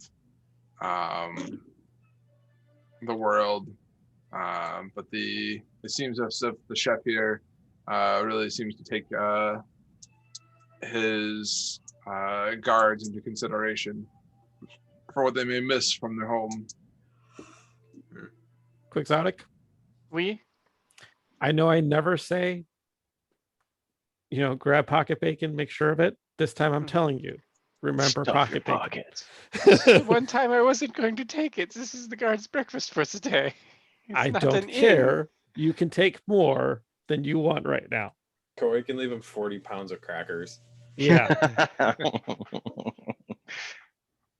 Better Yeah. eat them within 24 Just hours. piles. Oh yeah, he made a few piles of crackers last night in our room. He just got bored. Right.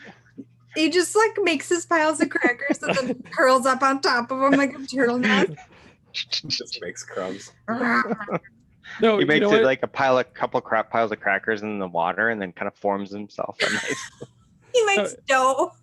You know what it is? No, it's actually that he's that's his dragon nest. He sits on top of it Oh like a yeah, dragon. instead Crackers. of gold, it's crackers.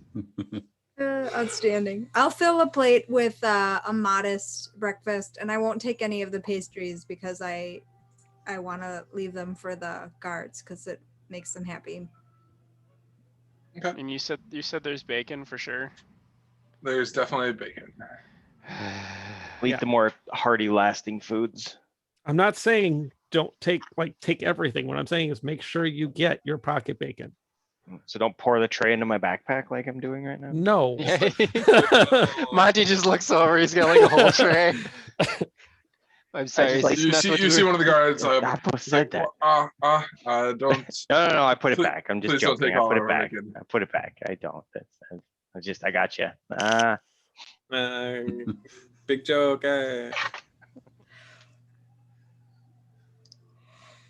Just sit so- at breakfast. Breakfast. This weird drunk dwarf lady show up again. Mimosa. 10 a.m. with a mimosa. As you guys are kind of watching for Marta to kind of come back through, and she doesn't seem to show up this morning for breakfast. Oh darn, we missed her. Let's keep moving. Yeah. You think that with the amount of ale that she had, that she may still be possibly nursing some sort of hangover. Oh darn, she doesn't know our names or anything. Let's get going. She did imply that she might. That's great. She can imply it all she wants. She All might. right. She might not. Let's not offer it. Let's go. So, Quixotic is at the line and just kind of goes, "Aww," and just kind of takes a piece of bacon, and then tries. It's not subtle. Yeah. So Okay. I'm assuming he may or may not be stopped, but it's the below average. As long as you're not kind of one of the guys comes up to you, he's like, I understand our bacon here is delicious. Feel free to take a few pieces extra with a road, for it is cold up here, but leave some for the rest of us. I will be sure to do so. Thank you. So let's get moving. Come on, eat breakfast. I will press to digitate his food so it tastes better as I walk by. Just bing. And you see him kind of like put the food in his mouth and it was the food up here like has tasted delicious, but it was definitely a welcome surprise to have a little bit of variety in the mouthful that he took. You put Cholula on his eggs. And Where it's don't at. lie, that's amazing. Is Harong here? Looking about, you don't see her on at this meal shift. Oh, I was gonna minor illusion Tehran's hand on his arm just for a split second and then disappear. Anyway, yeah, I'm good. Okay. I'm good. I got a little bit of pocket bacon. Are we free to like walk? I'm sure we can't just walk I think out. we're waiting but- for our escort out, I hope. Right. No, I was just gonna have like let one of these guys know, hey, we need to get moving. Where do we go to get out of here? Yeah. Looking about, I mean, like, you guys don't see Haran, but you do see Thorla. And yeah, it's kind of like walking over to him and he's kind of finishing up his breakfast. He says, "Are you guys ready to make your way out of Revel's End?" Well, I mean, the sooner we get out of here, the sooner we're out of your hair. He says, "Well, it's much appreciated. I hope that you enjoyed your stay here at Revel's End.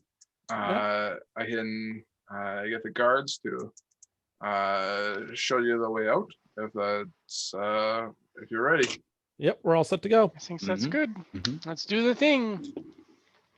All right. He kind of as you guys, he kind of ushers you guys out back to the west of which you guys came in. We'll open up some doors. You guys head back into the guard room over here, and the guards have your items kind of laid out, ready, kind of with your names kind of written on different placards in front of your items on the table. Yep, perfect. You said our names are written on there? Yeah, they asked yeah. our name. They asked our names at the doors. That's how they know our Okay. names. That's why I was Yep. like, they didn't. They Fair know. enough. Yep. Okay. Yep. Yep. I secure all my items in place. Everything's there, I'm assuming. As you're looking at your items, everything seems to be where you had everything that you had left with them is in the pile that you is before you. It's gonna be a dumb question. Was there anything extra? There is nothing extra that you can notice that you notice offhand. I notice hard. Tracking beacon. So Daft Okay. Post walks over to his Yep. over to his stuff, pockets the dagger, holds his hand up, and the staff just lifts right into his hand, and it's like, all right, ready to go. Let's rock and roll. All Yeah. right. I got all my daggers situated. Situated. Let's do this thing. Sure. The guards close the door behind you and open the door in front of you, ushering you into the hallway. My tiny knife. And open the door to the south, and you guys feel this blast of cold air rush over you as you were surprisingly warm in the Revel's End mess hall, and you guys find yourself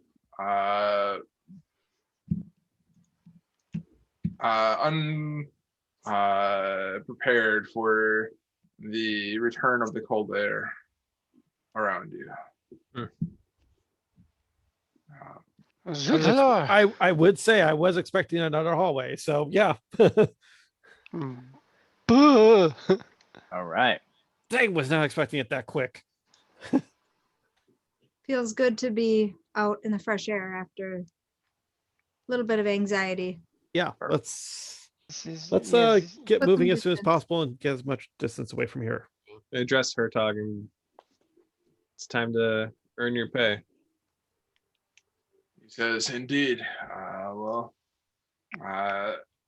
head south, following what little trail we can find, and make our way to Termaline. And along the way, hopefully we avoid any random encounters along the way. It is about 22 miles to Termaline from here. And with the snow, assuming that we can make a normal day's trek here, it'll take about 2 days to hike down to Termaline from here. All right. Get started. Okay. You guys head out. Dapos lifts up his staff, and 4 orbs of pure white just start circling us. What's is this? it what is Dancing this? lights. Oh, okay, you're going to light the way, huh? I'm In just the going to light the way. Oh, I guess it's not the midday sun. I was thinking, oh, that's dumb in a bright day, but there's no bright day. Yeah, it's pitch black. Can I, Dapos, can you roll me a d20? Yep. Actually, roll me 3 d20, please.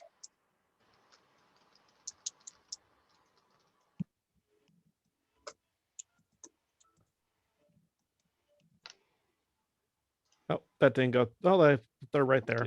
It kind of worked. I will. 11, 20, and 2. Okay. As you guys head out into the cold bout, the temperatures are seem to be below 0. And as you kind of head out beyond the tall rock that Representative makes part of his home, you feel this rush of wind begin to kind of cut across you, and the wind is howling around you. Luckily though, the snow, there doesn't seem to be any additional snowfall falling around you, just what's blowing up from the wind. But it's going to be quite the day of travel ahead of you. Yep. I'm going to double check all of my cold weather gear. Okay. And continue doing our thing. Okay. Checking cold weather gear and bundling up, you feel that you are it's going to be, you're in need everything that you have today to maintain any sort of semblance of body temperature. Kosatic, as you look about, you think that this wind may prove to be tricky for any sort of distance shots with your bow. Yeah, okay, that makes sense. If I were to Say estimate prestidigitate for what? Heat. Oh yeah, I was every gonna now say and I then could can- give you can- one of my stones too. Every now and then I can warm myself up and warm a Yeah. couple people up. All right. But if I were to estimate how far do I think I can probably make it, make a shot at, or and maybe I could make a test shot and just see how accurately I think I can be. Okay. Cut down to, I don't know, say short bow distances instead of long bow distances.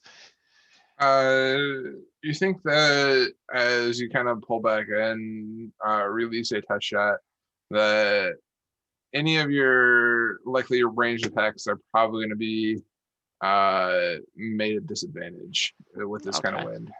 Sure. So Makes sense. Oh, All right, lead on. Let's do the Lead thing. on, Hartog. All right, you guys head out and make your way out into the frozen tundra beyond Revel's End.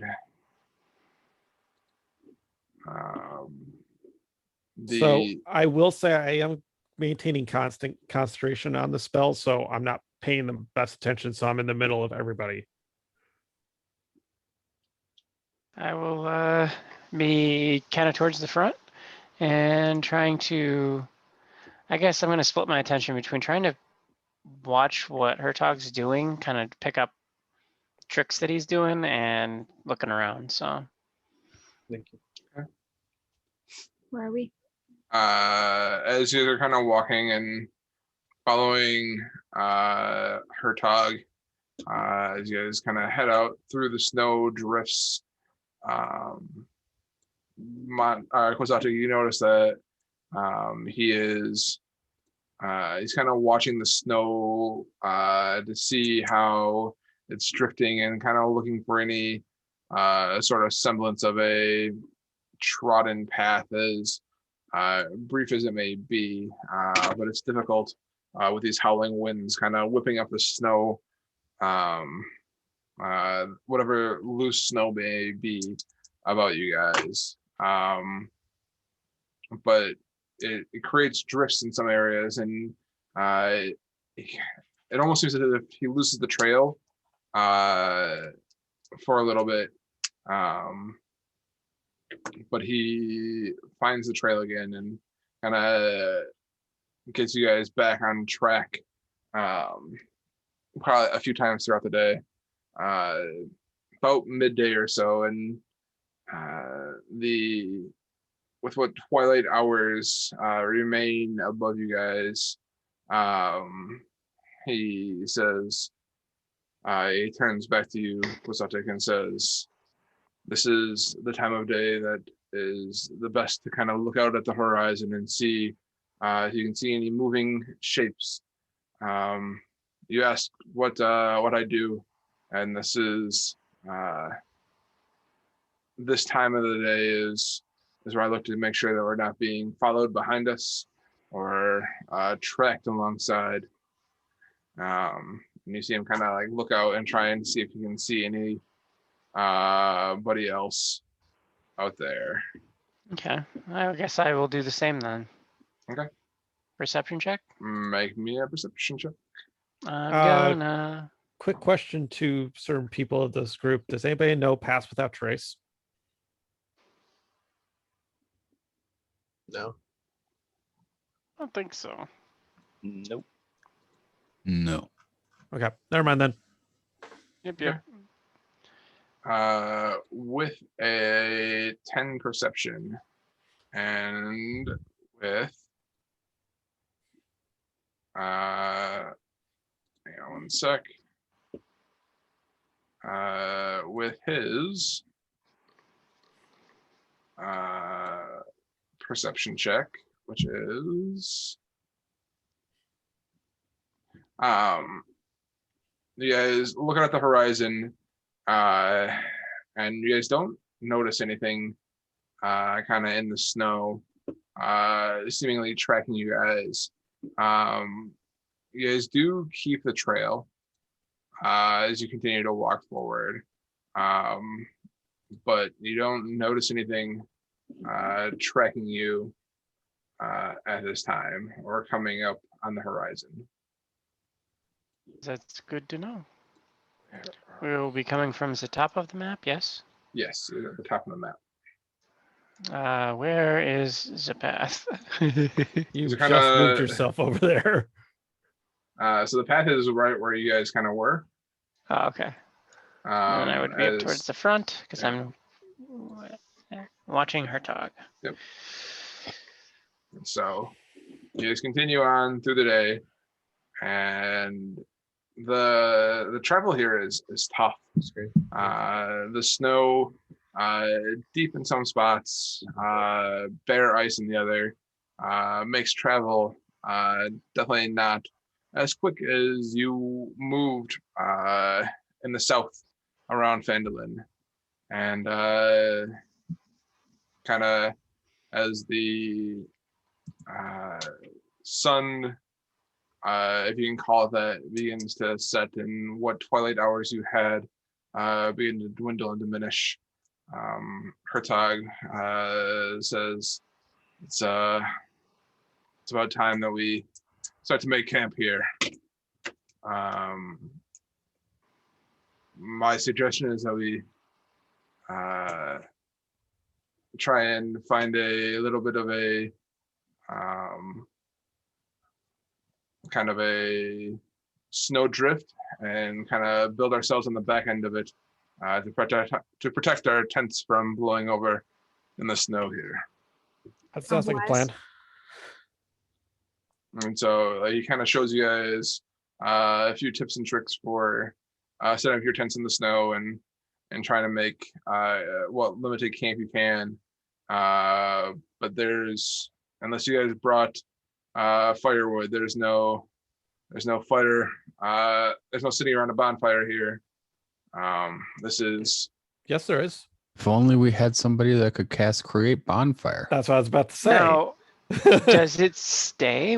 Can you post the way the spell works? Yes, that is not what I wanted. Because I don't remember do. off the top of my head. I got it. It's not working. not bonfire, bonfire. The like icy snow looks like frosting, and now I just want cake. Yeah. Oh, it looks like Yeah. look really close at how they like would There you smear it go. over the top. Yeah. Uh-huh. 1 minute. It lasts for 1 minute. Ooh, Mm-hmm. warm up That's fast. great. It is a cantrip, so I Yeah, As you can long literally as- just keep concentrating on it, and it. Well, yeah, but you can't do it all night. I've been Oh, no, doing it all but- day. Well, that's But- true. it's I can have it go for 5 or 10 Couple minutes hours, yeah. till we warm up, and then every hour or something. Yeah. If you want to have like a couple minutes of a bonfire at night, that's cool. I like it. That's nice. Pick the spirits back up. Like I came into this encounter expecting to be exhausted at the end of it, so Don't say that out loud. No, I did. there's a reason I said that out loud, and that's because I want it to happen. Plays into your master plan. Yes, it does. What happened to that potion that we had that cures exhaustion? Oh wait. Whoops. No, Don't that's- care. It's I part know, of my I'm just master plan. All right. Well, So I will turn in pretty much right away. I'll eat some of my whatever trail rations, and I'll say I'll do the third watch if someone can wake me up when it's my turn. But I'm gonna get some sleep now. I'll do I'm not taking watch at all. I'll do 2 and 3. I'll do And I- first. Okay. Then make me a. So you guys begin to turn in. Monty decides pulls the short straw first, and kind of. I need Monty. I guess I need you to make me a perception check. And with the wind that it is, and the darkness around you, you're gonna be relying mostly on kind of like hearing anything that may be trying to sneak up on you guys. So I'm gonna have you make it at disadvantage.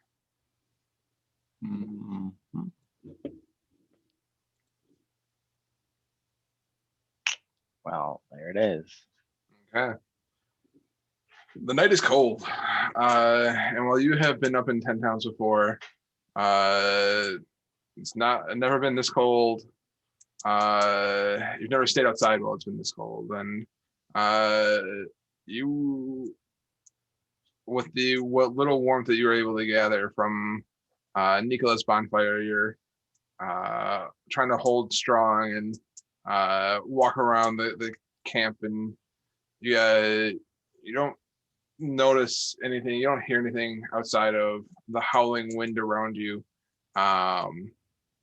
save for your own crunching footsteps in the snow below. Your time passes without any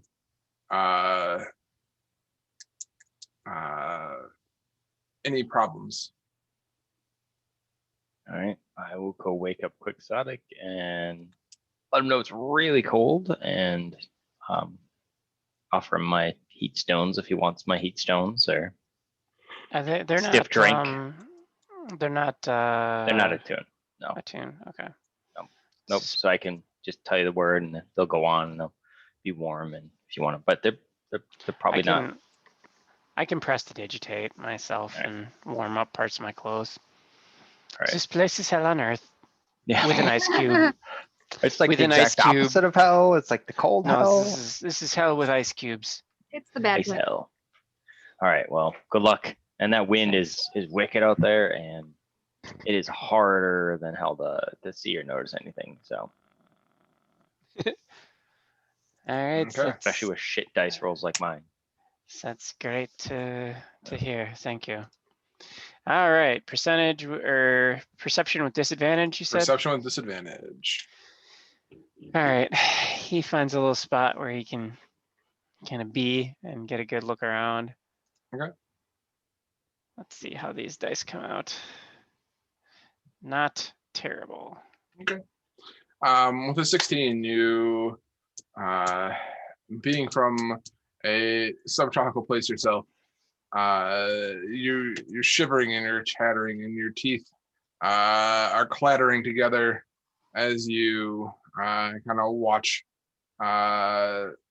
and more so close your eyes and try and hear through the wind any crunching of snow outside of what footsteps you make. It's cold out here, it's windy, but you seem to pass this portion of your watch without any further issue.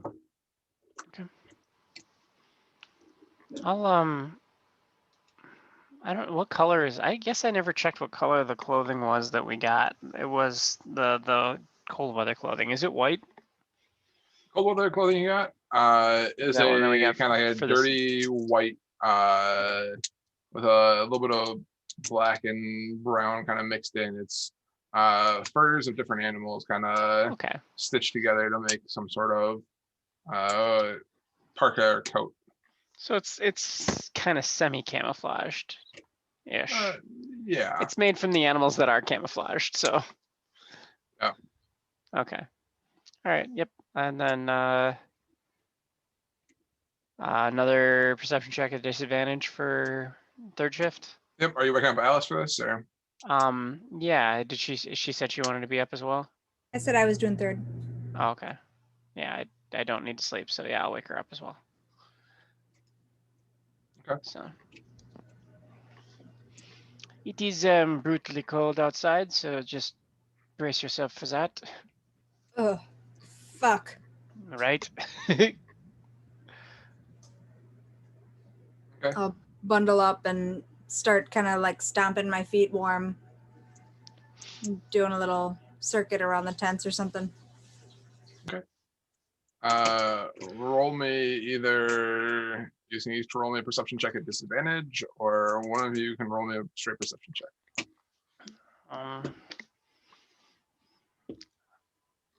Alice, do you want to roll your own, or do you want to? I didn't see if you did. I did a regular. Okay. Okay. Then we'll use yours because I think one has to add to the other in order for that to be the case. So Alice, as you guys look out and kind of you're trying to hear over the wind and each other's footsteps, it's difficult with this sort of weather to make any sort of headway as to where something may be coming from. But the night, at least your resting time, passes without any further without any sort of encounter. And you guys kind of make your way back to the tents as you guys circle one last time.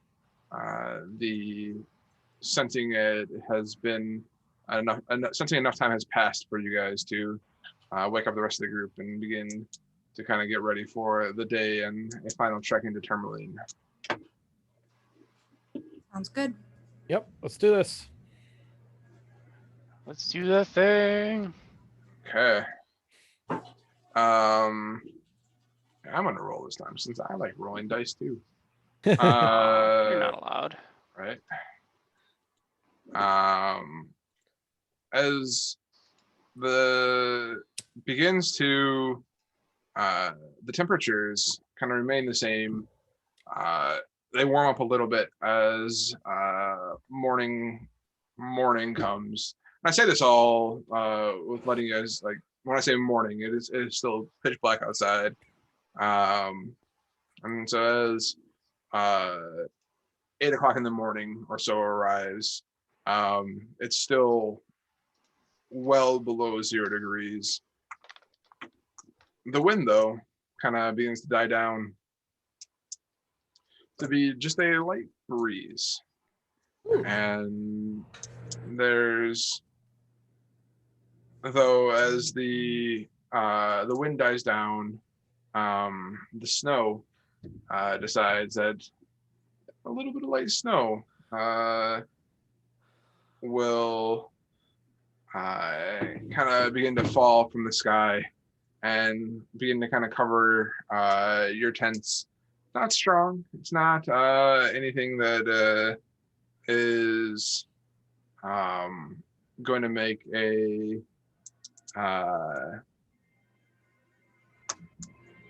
make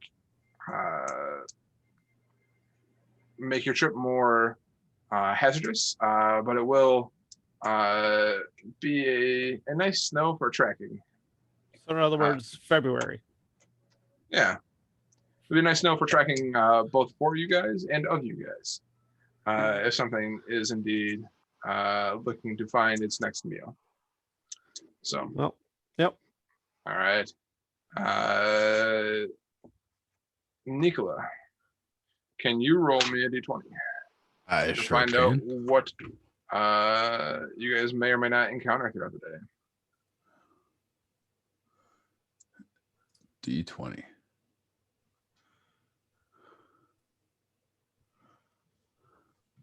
Oof. Did that Okay. show up? Yeah, it showed up. Okay. All right. So with the light wind and the light snow falling from the sky in these sub-zero temperatures, you guys begin your trek down towards Termaline.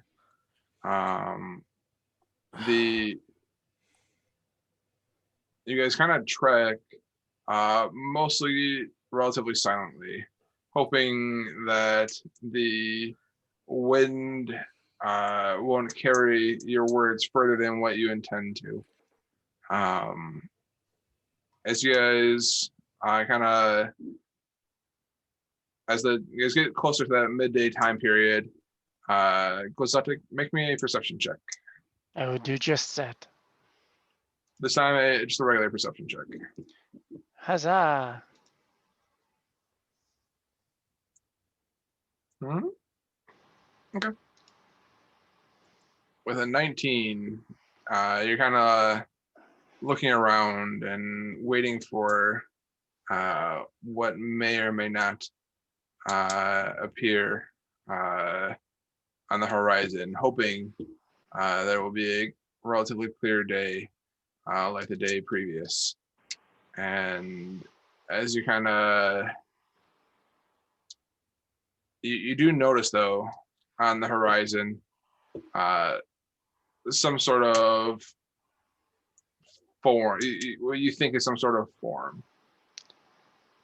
I lean over to our orc guy and say, so that's the thing we're supposed to be looking out for? Kind of point to him. And he says, he kind of looks at you and he kind of tilts his head a little bit, trying to peer further into ahead than where he was looking and whatnot. And He says, just looks like a pile of snow to me, but and he kind of tilts his head a little bit more and he says, looks like a pile of snow, it's moving. Well, that's not great. Let's make haste if we can and see if we can avoid running into whatever that may or may not be. So if you had to guess from being around these parts, what would a moving pile of snow potentially be? He says there's lots of things that will blend into the snow and make themselves look like the snow. My gut feeling is that it's just a herd of. My gut feeling is that it is just an owl bear, a snowy owl bear at that. But until we get closer, I can't be more certain with my knowledge. Fair enough. Okay, let's do this. Let's do this thing. Double Okay. time it. Double time it. You guys are double timing it? Are we? Oh God, Are are we? we? I don't know. Maybe it's not better like- to not be. Not Well, you like said pick up the sprint, but pace. Pick up the Yeah, pace. he did. Yeah. So whatever the pace he sets will follow. Okay. He's gonna walk a little bit faster, but not double time by any sort of means. Unless you guys are wanting to quicken your pace and I do not run need the to risk be. of exhaustion. I'll If leave he's- it. I'm It's letting him set the advantage. pace. So Okay. I don't need to be tired in the snow. Yep.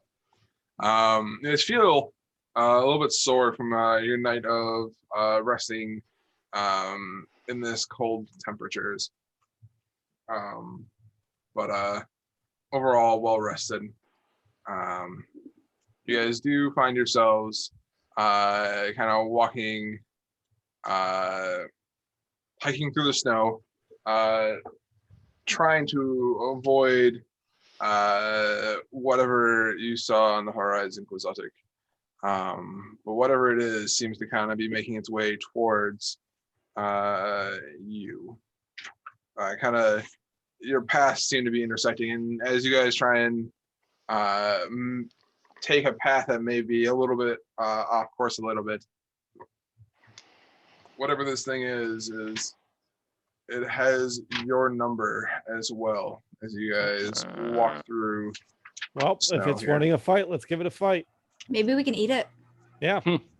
Maybe we can crawl inside of it for warmth. Tourmaline or Termaline? What was that? Did he express how many days of travel it is to get to 2. Termaline? Two on a good day, but we did not make that well. Yeah. that So it'll be progress, either yes. today or tomorrow. So Yeah. So he thought that it was likely going to be 2 days of travel to get to Termaline. Cool. And as you guys kind of get closer, you're what the spot that you were watching on the horizon as you guys got closer, kind of just looks like a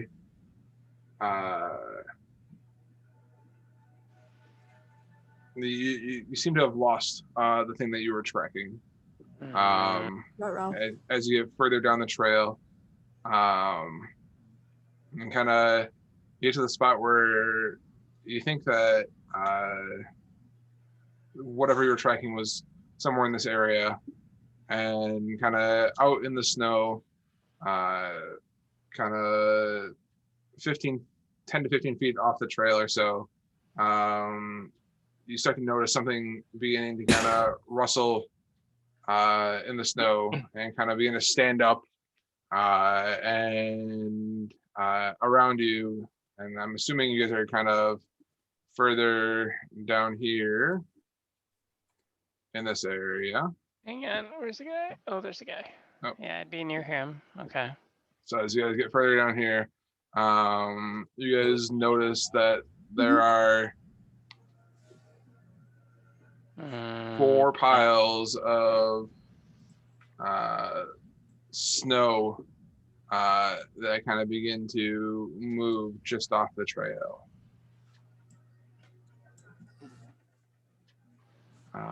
It seems as if you guys need to roll initiative.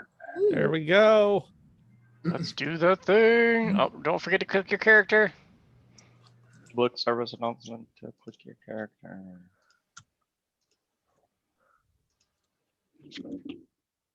Nicola, you made it onto the tracker. I fixed Hey. my initiative. I did it. Oh man. Fun fact, there is actually a toggle to have initiative go into roll 20. I had to like toggle that off and on again. Oh, really? Oh, Like There you go. even uninstalling the plugin and reinstalling it didn't. No. Oof, these aren't great. I'm not excited. I mean, I am It's- excited. This is Ooh. pretty much my character trope now. I go last. Whatever these creatures are, it was not their role either. Hopefully that changes. All right. Everybody rolled. Nicola, you start first. So now these things are like they see us. I think they're gonna like be hostile towards us. You think so? Okay. I am going to cast Firebolt at the top right one. Okay. The top right one, the one that happens to be colored red. Yeah. It is now. Okay.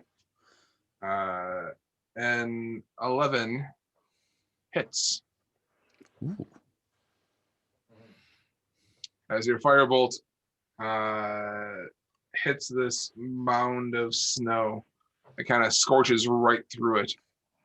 And you see this like hole as you're able to like peer through this creature. Okay.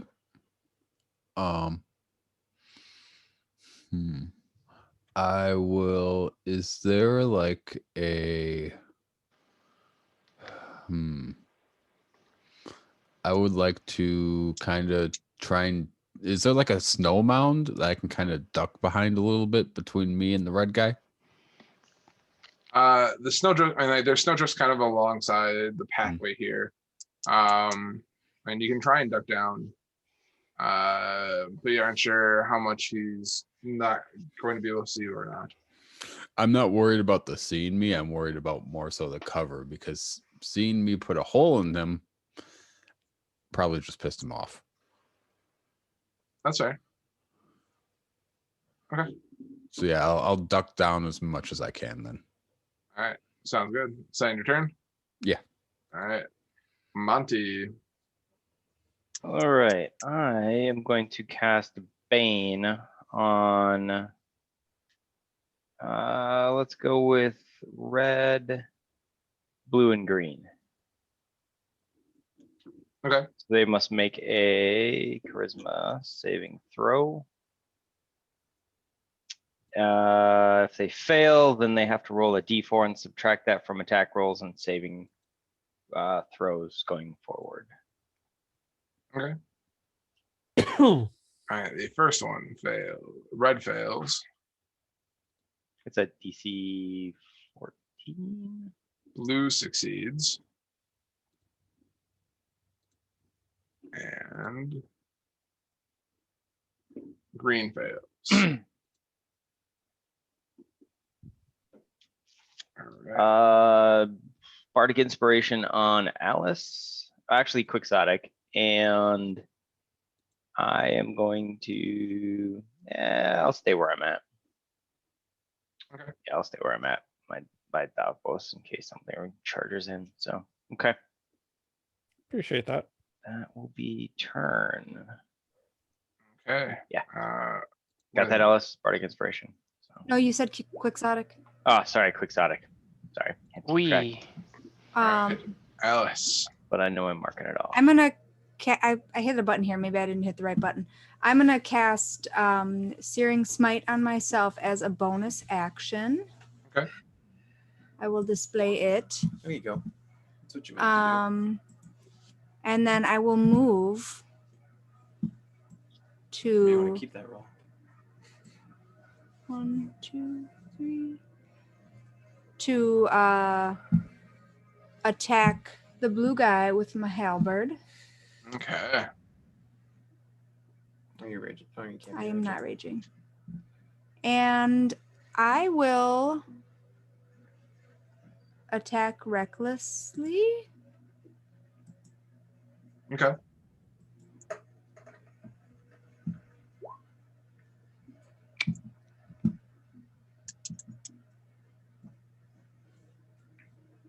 Okay.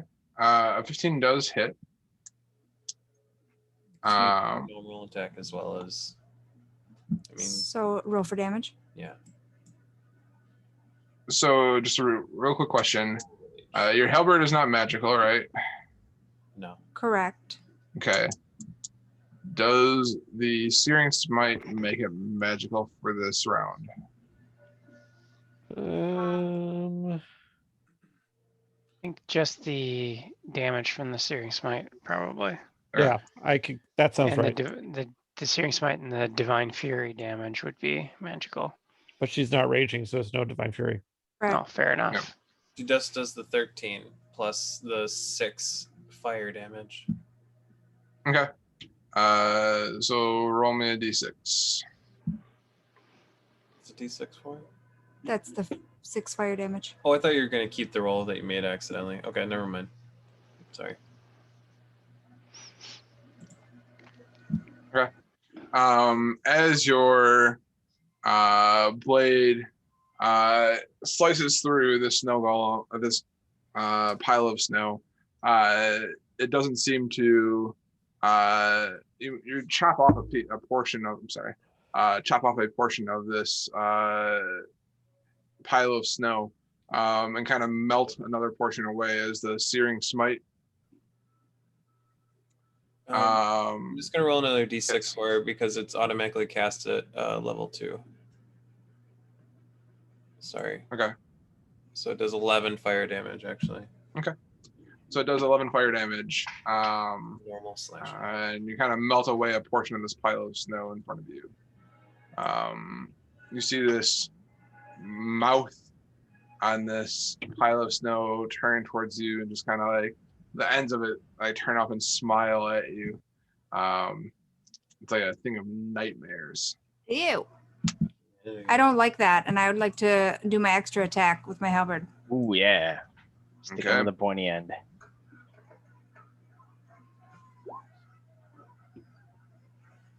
Okay. And 18 hits. Shut off.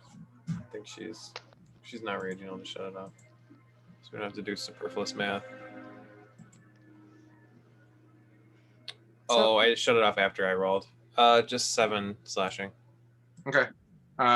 Your halberd kind of goes through this golem, through this pile of snow, and it doesn't seem to do.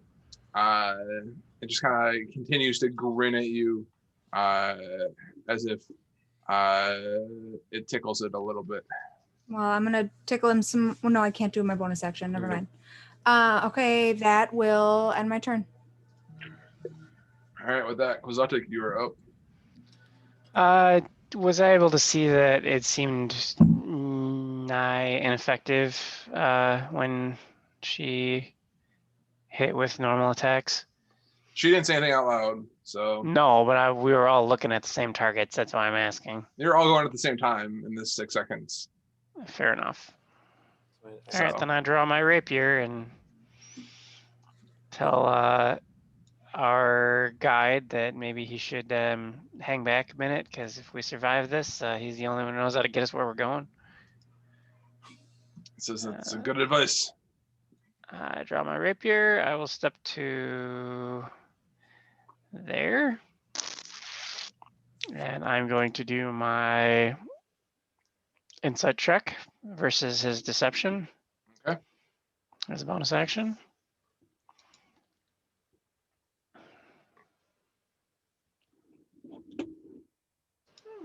Let me know when he beats a 22. Definitely does not beat a 22. Okay. Then I will make my melee attack with the rapier. This is not a magical weapon. Oh, whoops. I didn't mean to download that. Cool. Downloaded. You hit it. 20 hit. Okay, let's see this. Oh, Whoa. 22 points of flat piercing damage. you hate to see that. As you shove your rapier into this large pile of snow, it'd be hard to miss it. But it goes in and goes out, and it's left with this like tiny little hole that just kind of reforms after you pull your rapier out, and it doesn't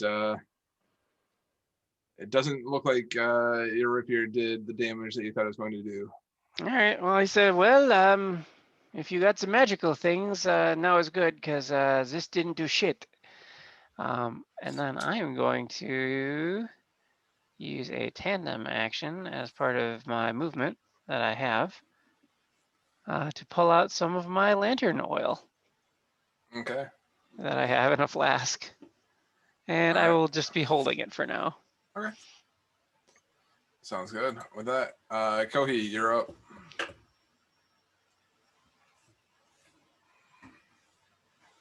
There we go.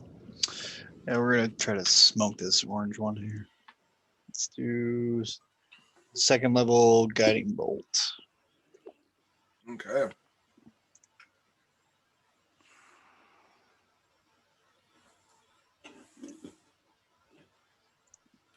$16 hits. Okay. So then it would do 16 radiant damage. And then on the Wait, next attack roll made, it has advantage. Does it do 16 or 18? The number there 18, says sorry, 18, sorry. Okay. 18 radiant damage, and then whoever wants to smack it Nice. next has advantage. And I will move here. Okay. And that'll be turn. Sounds good. With that, it is Tehran's turn. How well can we move through all of this? Like the snow, it looks like a path with raised terrain around it, but is that actually what we're fighting in, or is it more of like just a flat, kind of snowy area? It's kind of with the snow that's been kind of like coming down, with the light stones that have been coming down around you. At this point, you're probably gonna have you're gonna be able to walk through kind of like the snow area around you. Okay. All right, and then I will see that we're kind of beset by a bunch of different things, and I will draw up out of the ground like a green energy, and you'll see like wailing spirits fly around me, and I will cast Spirit Shroud. Oh, it's rolling dice. I did not mean for that to happen. Okay. I'll link it, but I will move here. I'm trying to see where the lines are. It looks like 1, 2. It should snap you to it. Yeah, which is helpful. 3. I'll do 3 there. And attack this guy with my sword. I will smacky. Oh, No advantage. Wait, Orange, you would have advantage on green. orange it would? Green, well, green is Bane, but that's not. And I'll just roll a normal attack. 17 hits. I'll do 15 magical slashing damage. Okay. And then it's my spell. Get out of here. Spirit Shroud. I will roll necrotic damage. Here's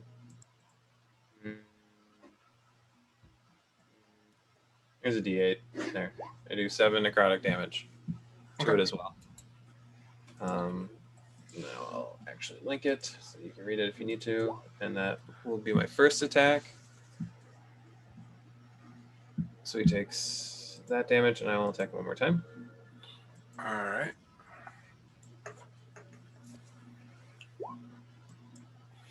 28 hits.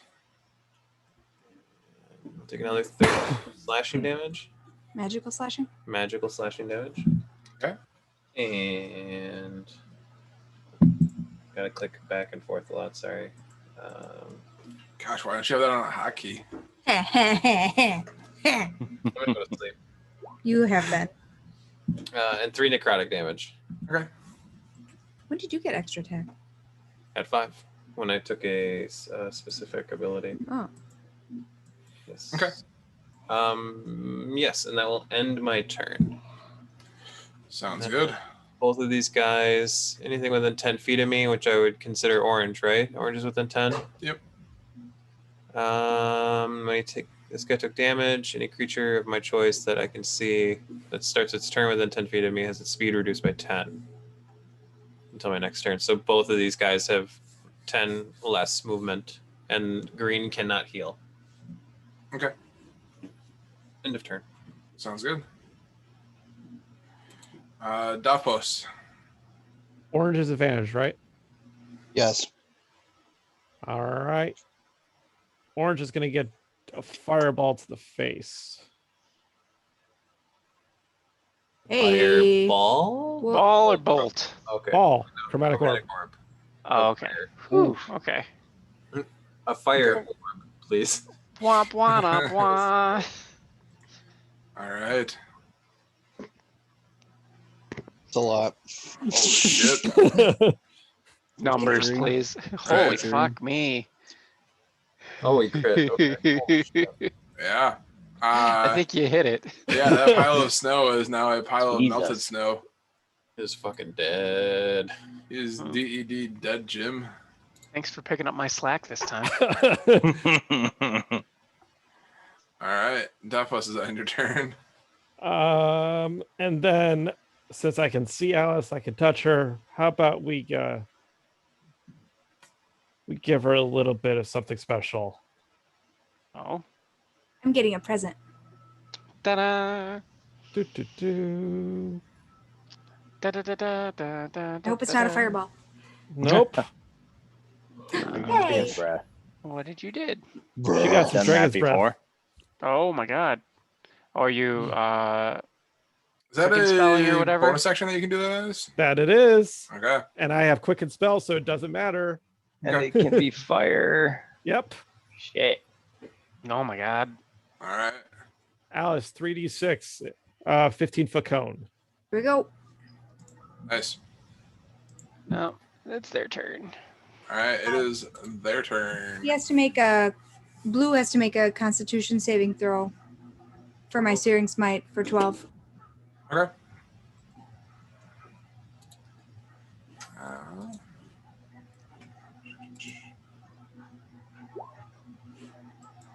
He does not make it. So he takes what, 2d6 fire damage? He takes 1 reoccurring. It's 2 on hit, 1 reoccurring. All right. 6 fire. Nice. Sounds good. With that, blue is Oh, bring it, big boy. Ice is gonna look at you, Quixotic, being closer to him, and is gonna try and raise up its large snowy fist and try and slam you down into the snow. Rude. All right.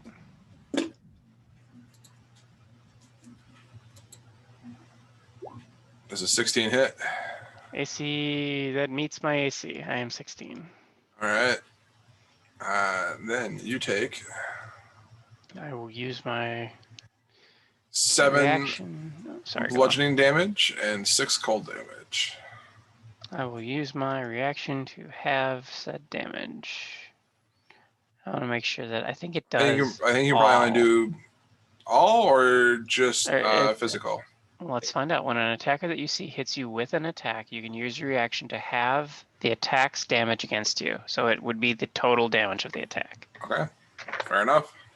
So it was what, 13? 13 halved.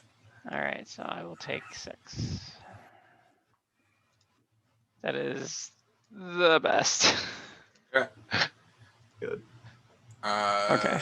the red one is going to move 10 feet and try and slam down into you, Monty. Okay. And he's Bane. Oh yeah, wasn't the goal? Was, oh no, the Nope, blue one's the he only one that wasn't. wasn't. Yeah. He wasn't. So that's a minus D4, right? Yeah.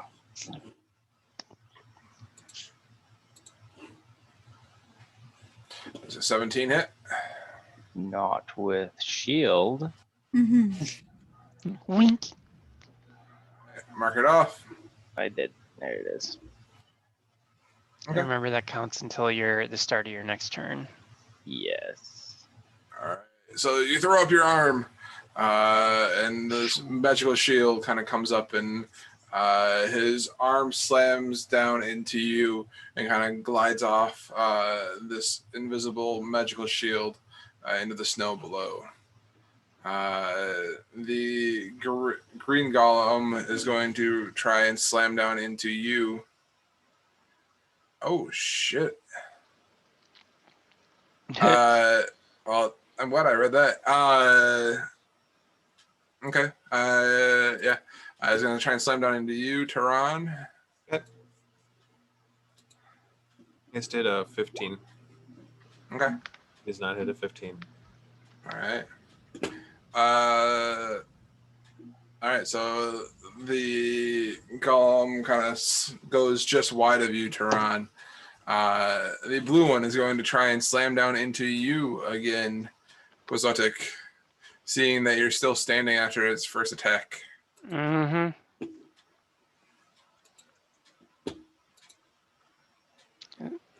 Oof. That's gonna hit. Is that what the oh shit was for? Oh, they've got more than one of these. Yeah, I'm assuming. All right. So then you take 11 bludgeoning and cold damage. No, I'm just Cold. Alright. And the red one is going to try and slam down into you, Monty, again. All right. Your Bring AC it. is still whatever your modified number is. Yep. Oh, 14 doesn't hit. nope.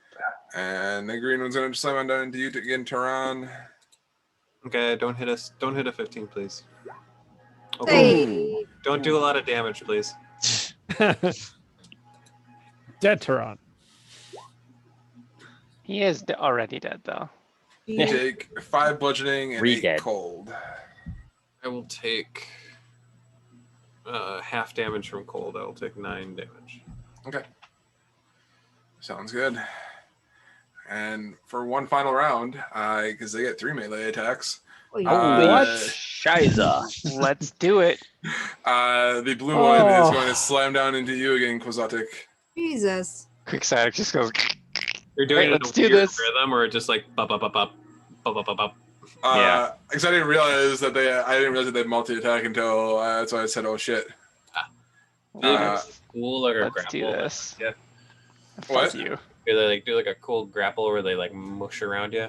That would be awesome, but they do not. All right. Oh, so no. That one We can misses. retcon that Without a though, grapple, Colin. I what are mean, we it's doing here? possible. Yeah. Colin, that's a great idea. Let's make it happen. Thank You And feel like now- you should be restrained this encounter. It's like that cool water elemental we It's met. like me bringing up exhaustion. God. Wait, are ice golems water elementals?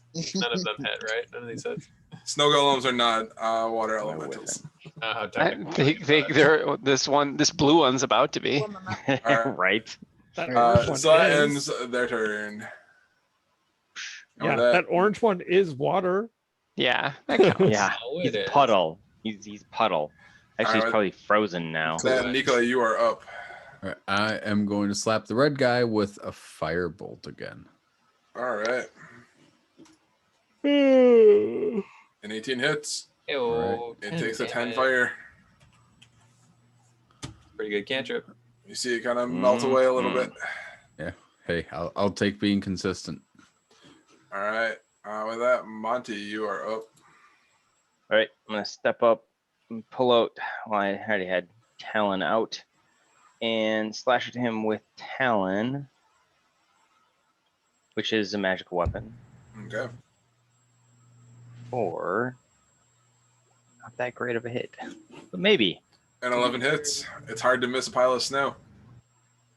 All right, it's always two-handed. Well, Okay. yeah, it was two-handed. Yep, so it's 13. Okay. You slash into this pile of 13 snow and magical.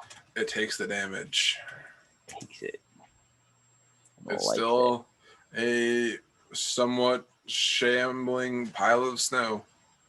it. And with that, oh, I didn't say booming blade, so that didn't happen. But okay, yeah, that I'm not gonna use my bonus action yet this round. So Okay. I'll hold that maybe for something. So Sounds good. all right. With that, Alice, you are up.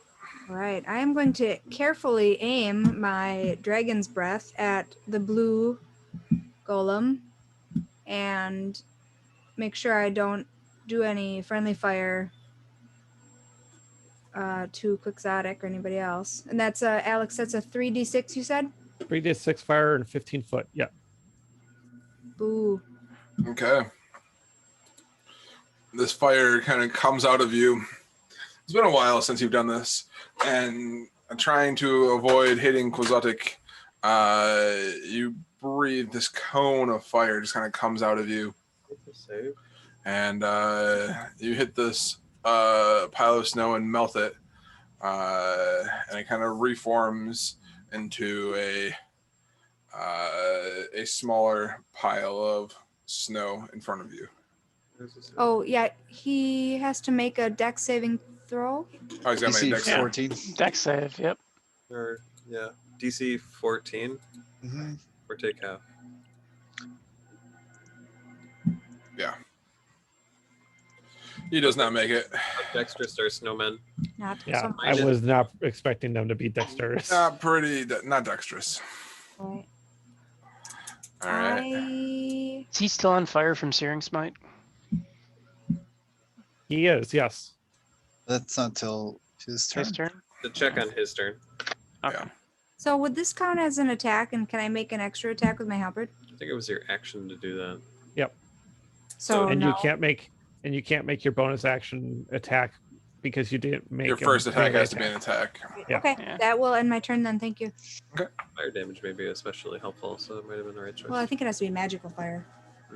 Well, Oh, well, I mean, It is. it wasn't not magical fire when you shot it out of your face. All right, Quixotic. So he is still on fire from Searing Smite, right? You see, you see a slight glimmer of fire kind of Okay. radiating out from him. All right. I'm going to bonus action disengage to there. Actually, you know what? I'm going to do it right there because throw caution to the wind. Fuck that guy.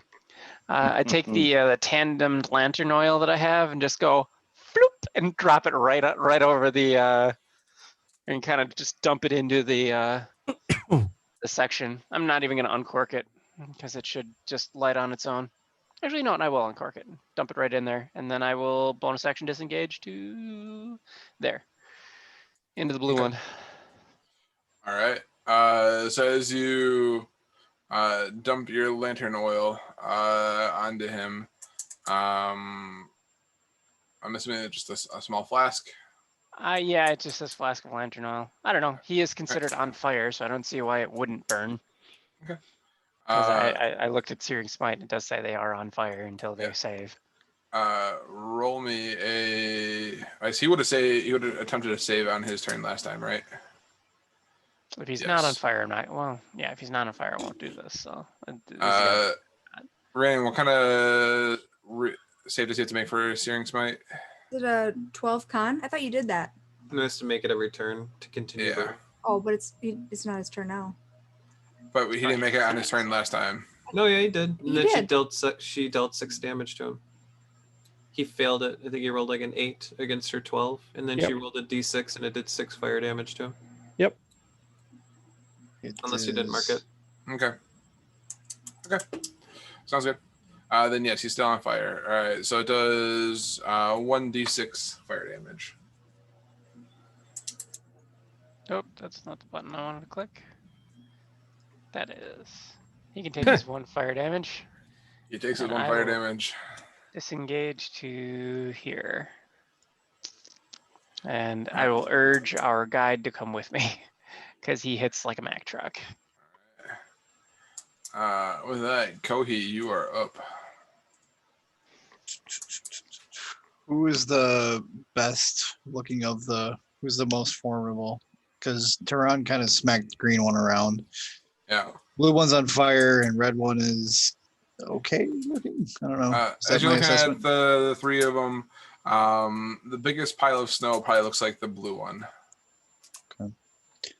Well, it's on fire, so I don't really want to go up near it. So we'll just blast another guiding bolt at it.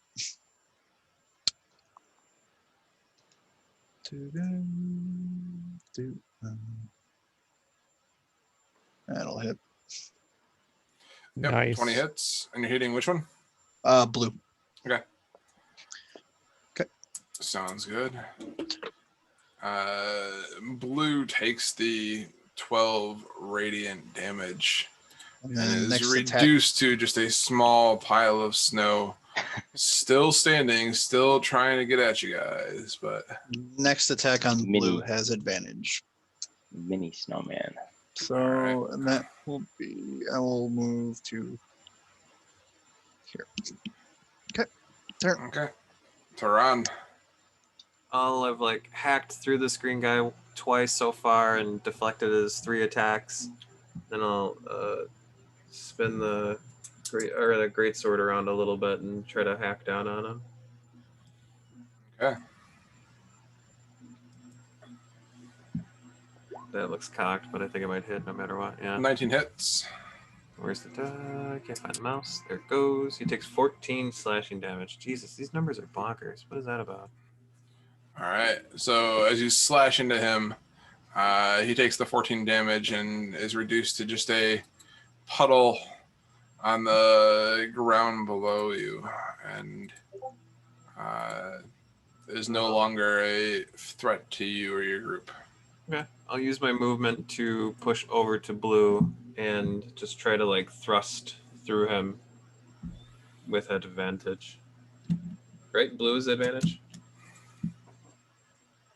Right. Yes, that Yes. is the one. I hit. Yeah, 27 hits. Ooh, yeah. He takes 10 slashing damage. And as you slash through blue, this final cut into him slices him in half, and you're kind of left with 2 smaller piles of snow on either side, and neither Amongst- seemingly posing a threat. Okay, cool. That's kind of it. And I'll just kind of just ready for anything that might be coming. Use my Okay. bonus action to do like a perception check or something in case there's anything else in the snow. Perception check is usually, if you're looking for something, that's That's usually a full action. So Yeah, you can keep an eye out, though. I will keep an eye out. All right. With that, Duffos, you're up. It worked once. Let's do it again.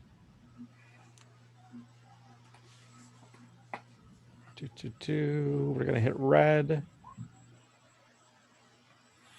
Yeah, 12 hits. Is that Hey, crit? what did you?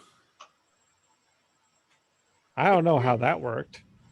Here, let me do this again. Derp. Sorry about that. You rolled a Yeah. E20 CS greater than 1. I'm not sure what that means. The fuck? Why is it green? The fuck? I don't It's know. green because you rolled a 6 on a 6. No. what is it? What are you rolling though? I'm just Huh? hitting spell attack. Wait. Can't you which just press part? cast? That's I usually what I did. do. Yeah. Okay. From Hold on, the let's do it Raven this way. Actions menu, and you're under all. Because it's only rolling a d6, it looks like.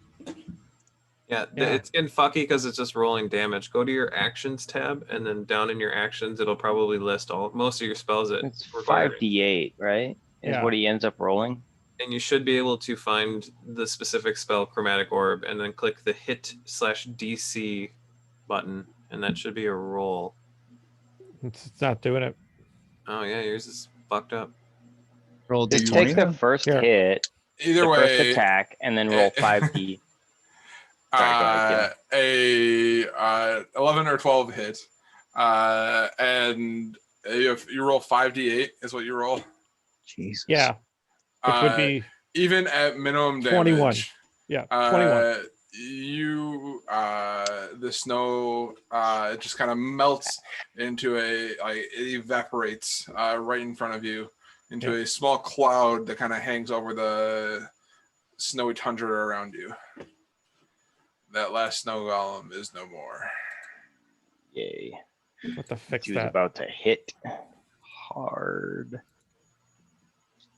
She keeps scooting up. And so that ends these snow golems. You guys look around, trying to make sure that there's nothing else that's gonna pop out of the snow that may have what caught the- you guys off guards. That's why. And as you look around, to your relief, nothing else seems to be moving at this time, at least. And you guys, Hertog says, let's continue on. I think we can make, if we continue on with a little bit of expediency, I think we can make Termaline tonight. Is this the worst we'll see between towns, or does it get worse than this?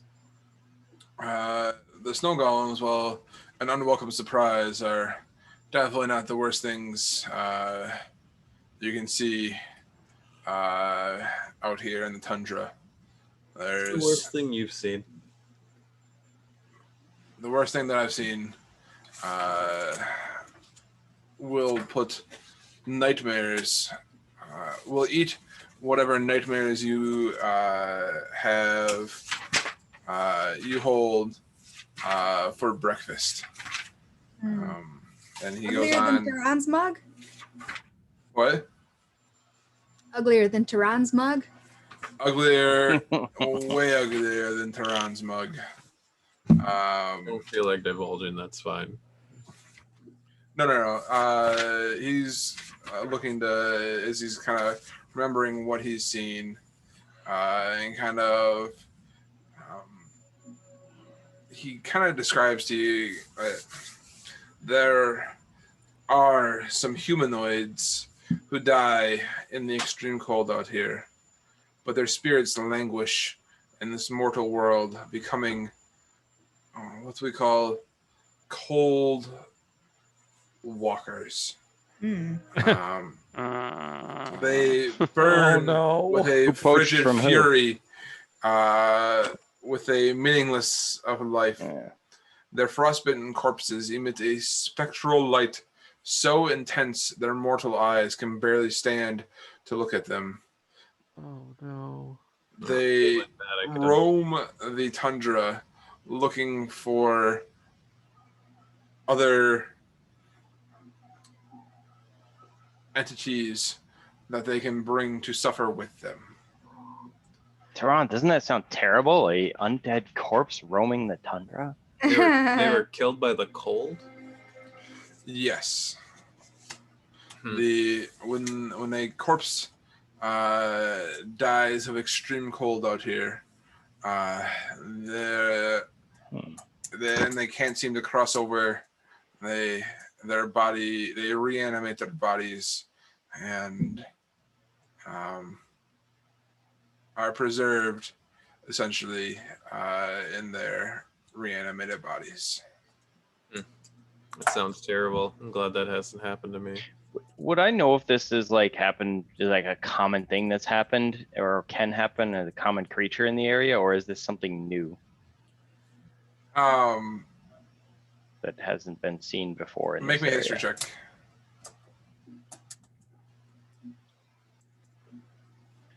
Can do.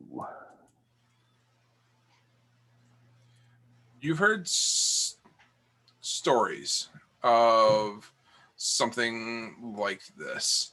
When you heard it, though, you thought it was tall tales to scare children, Lore. Okay. to keep them from getting out of bed in the middle of the night. As you listen to Hertog's story, it sounds like it may be more than what was let on in 10 towns while you were there. Hartog, how long ago did you see these?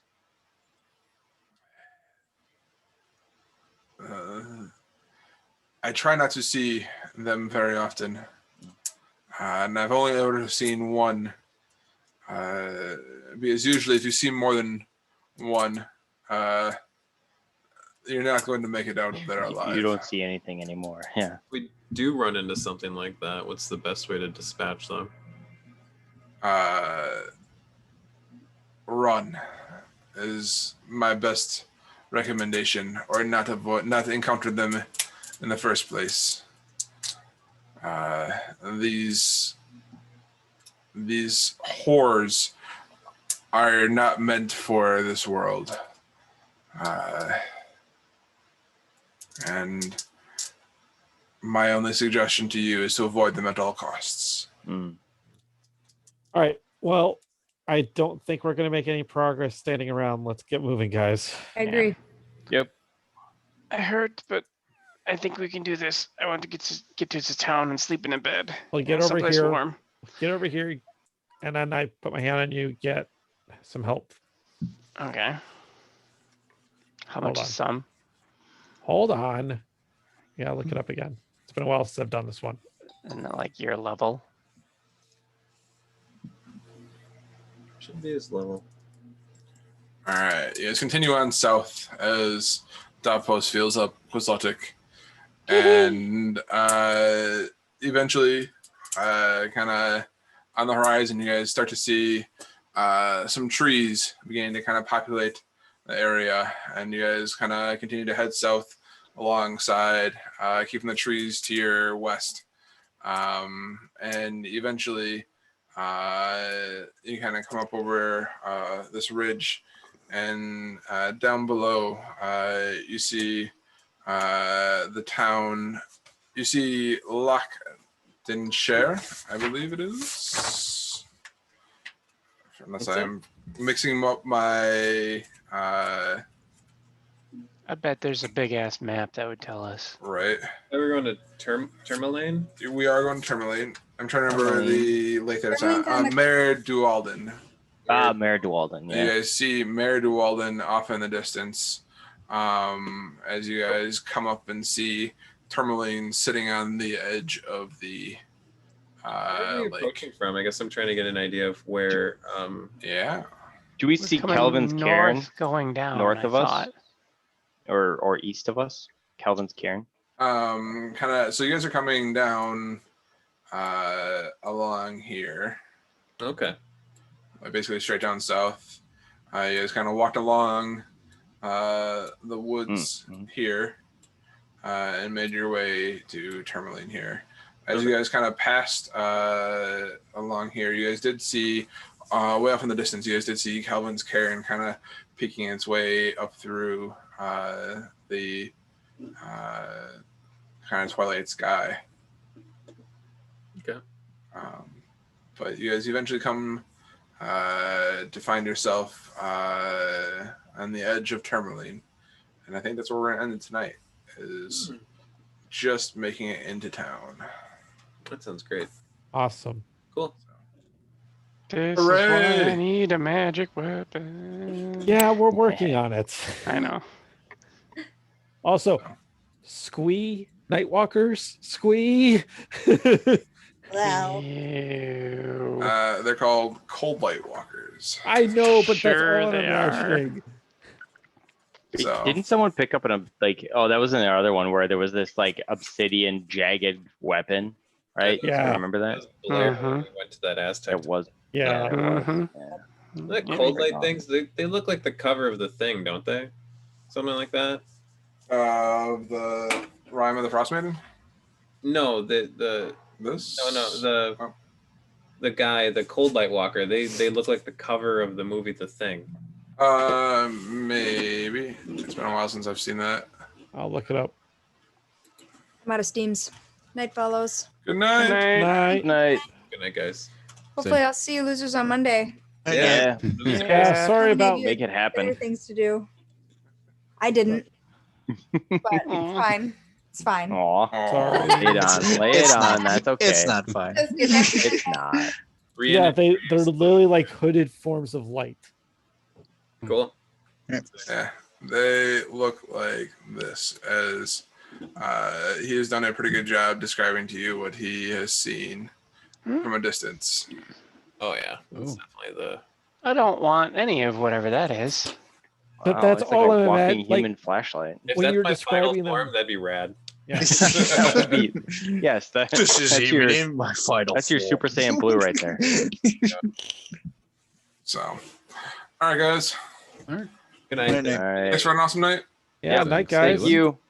See you We'll later. see you next week. Yep. Bye.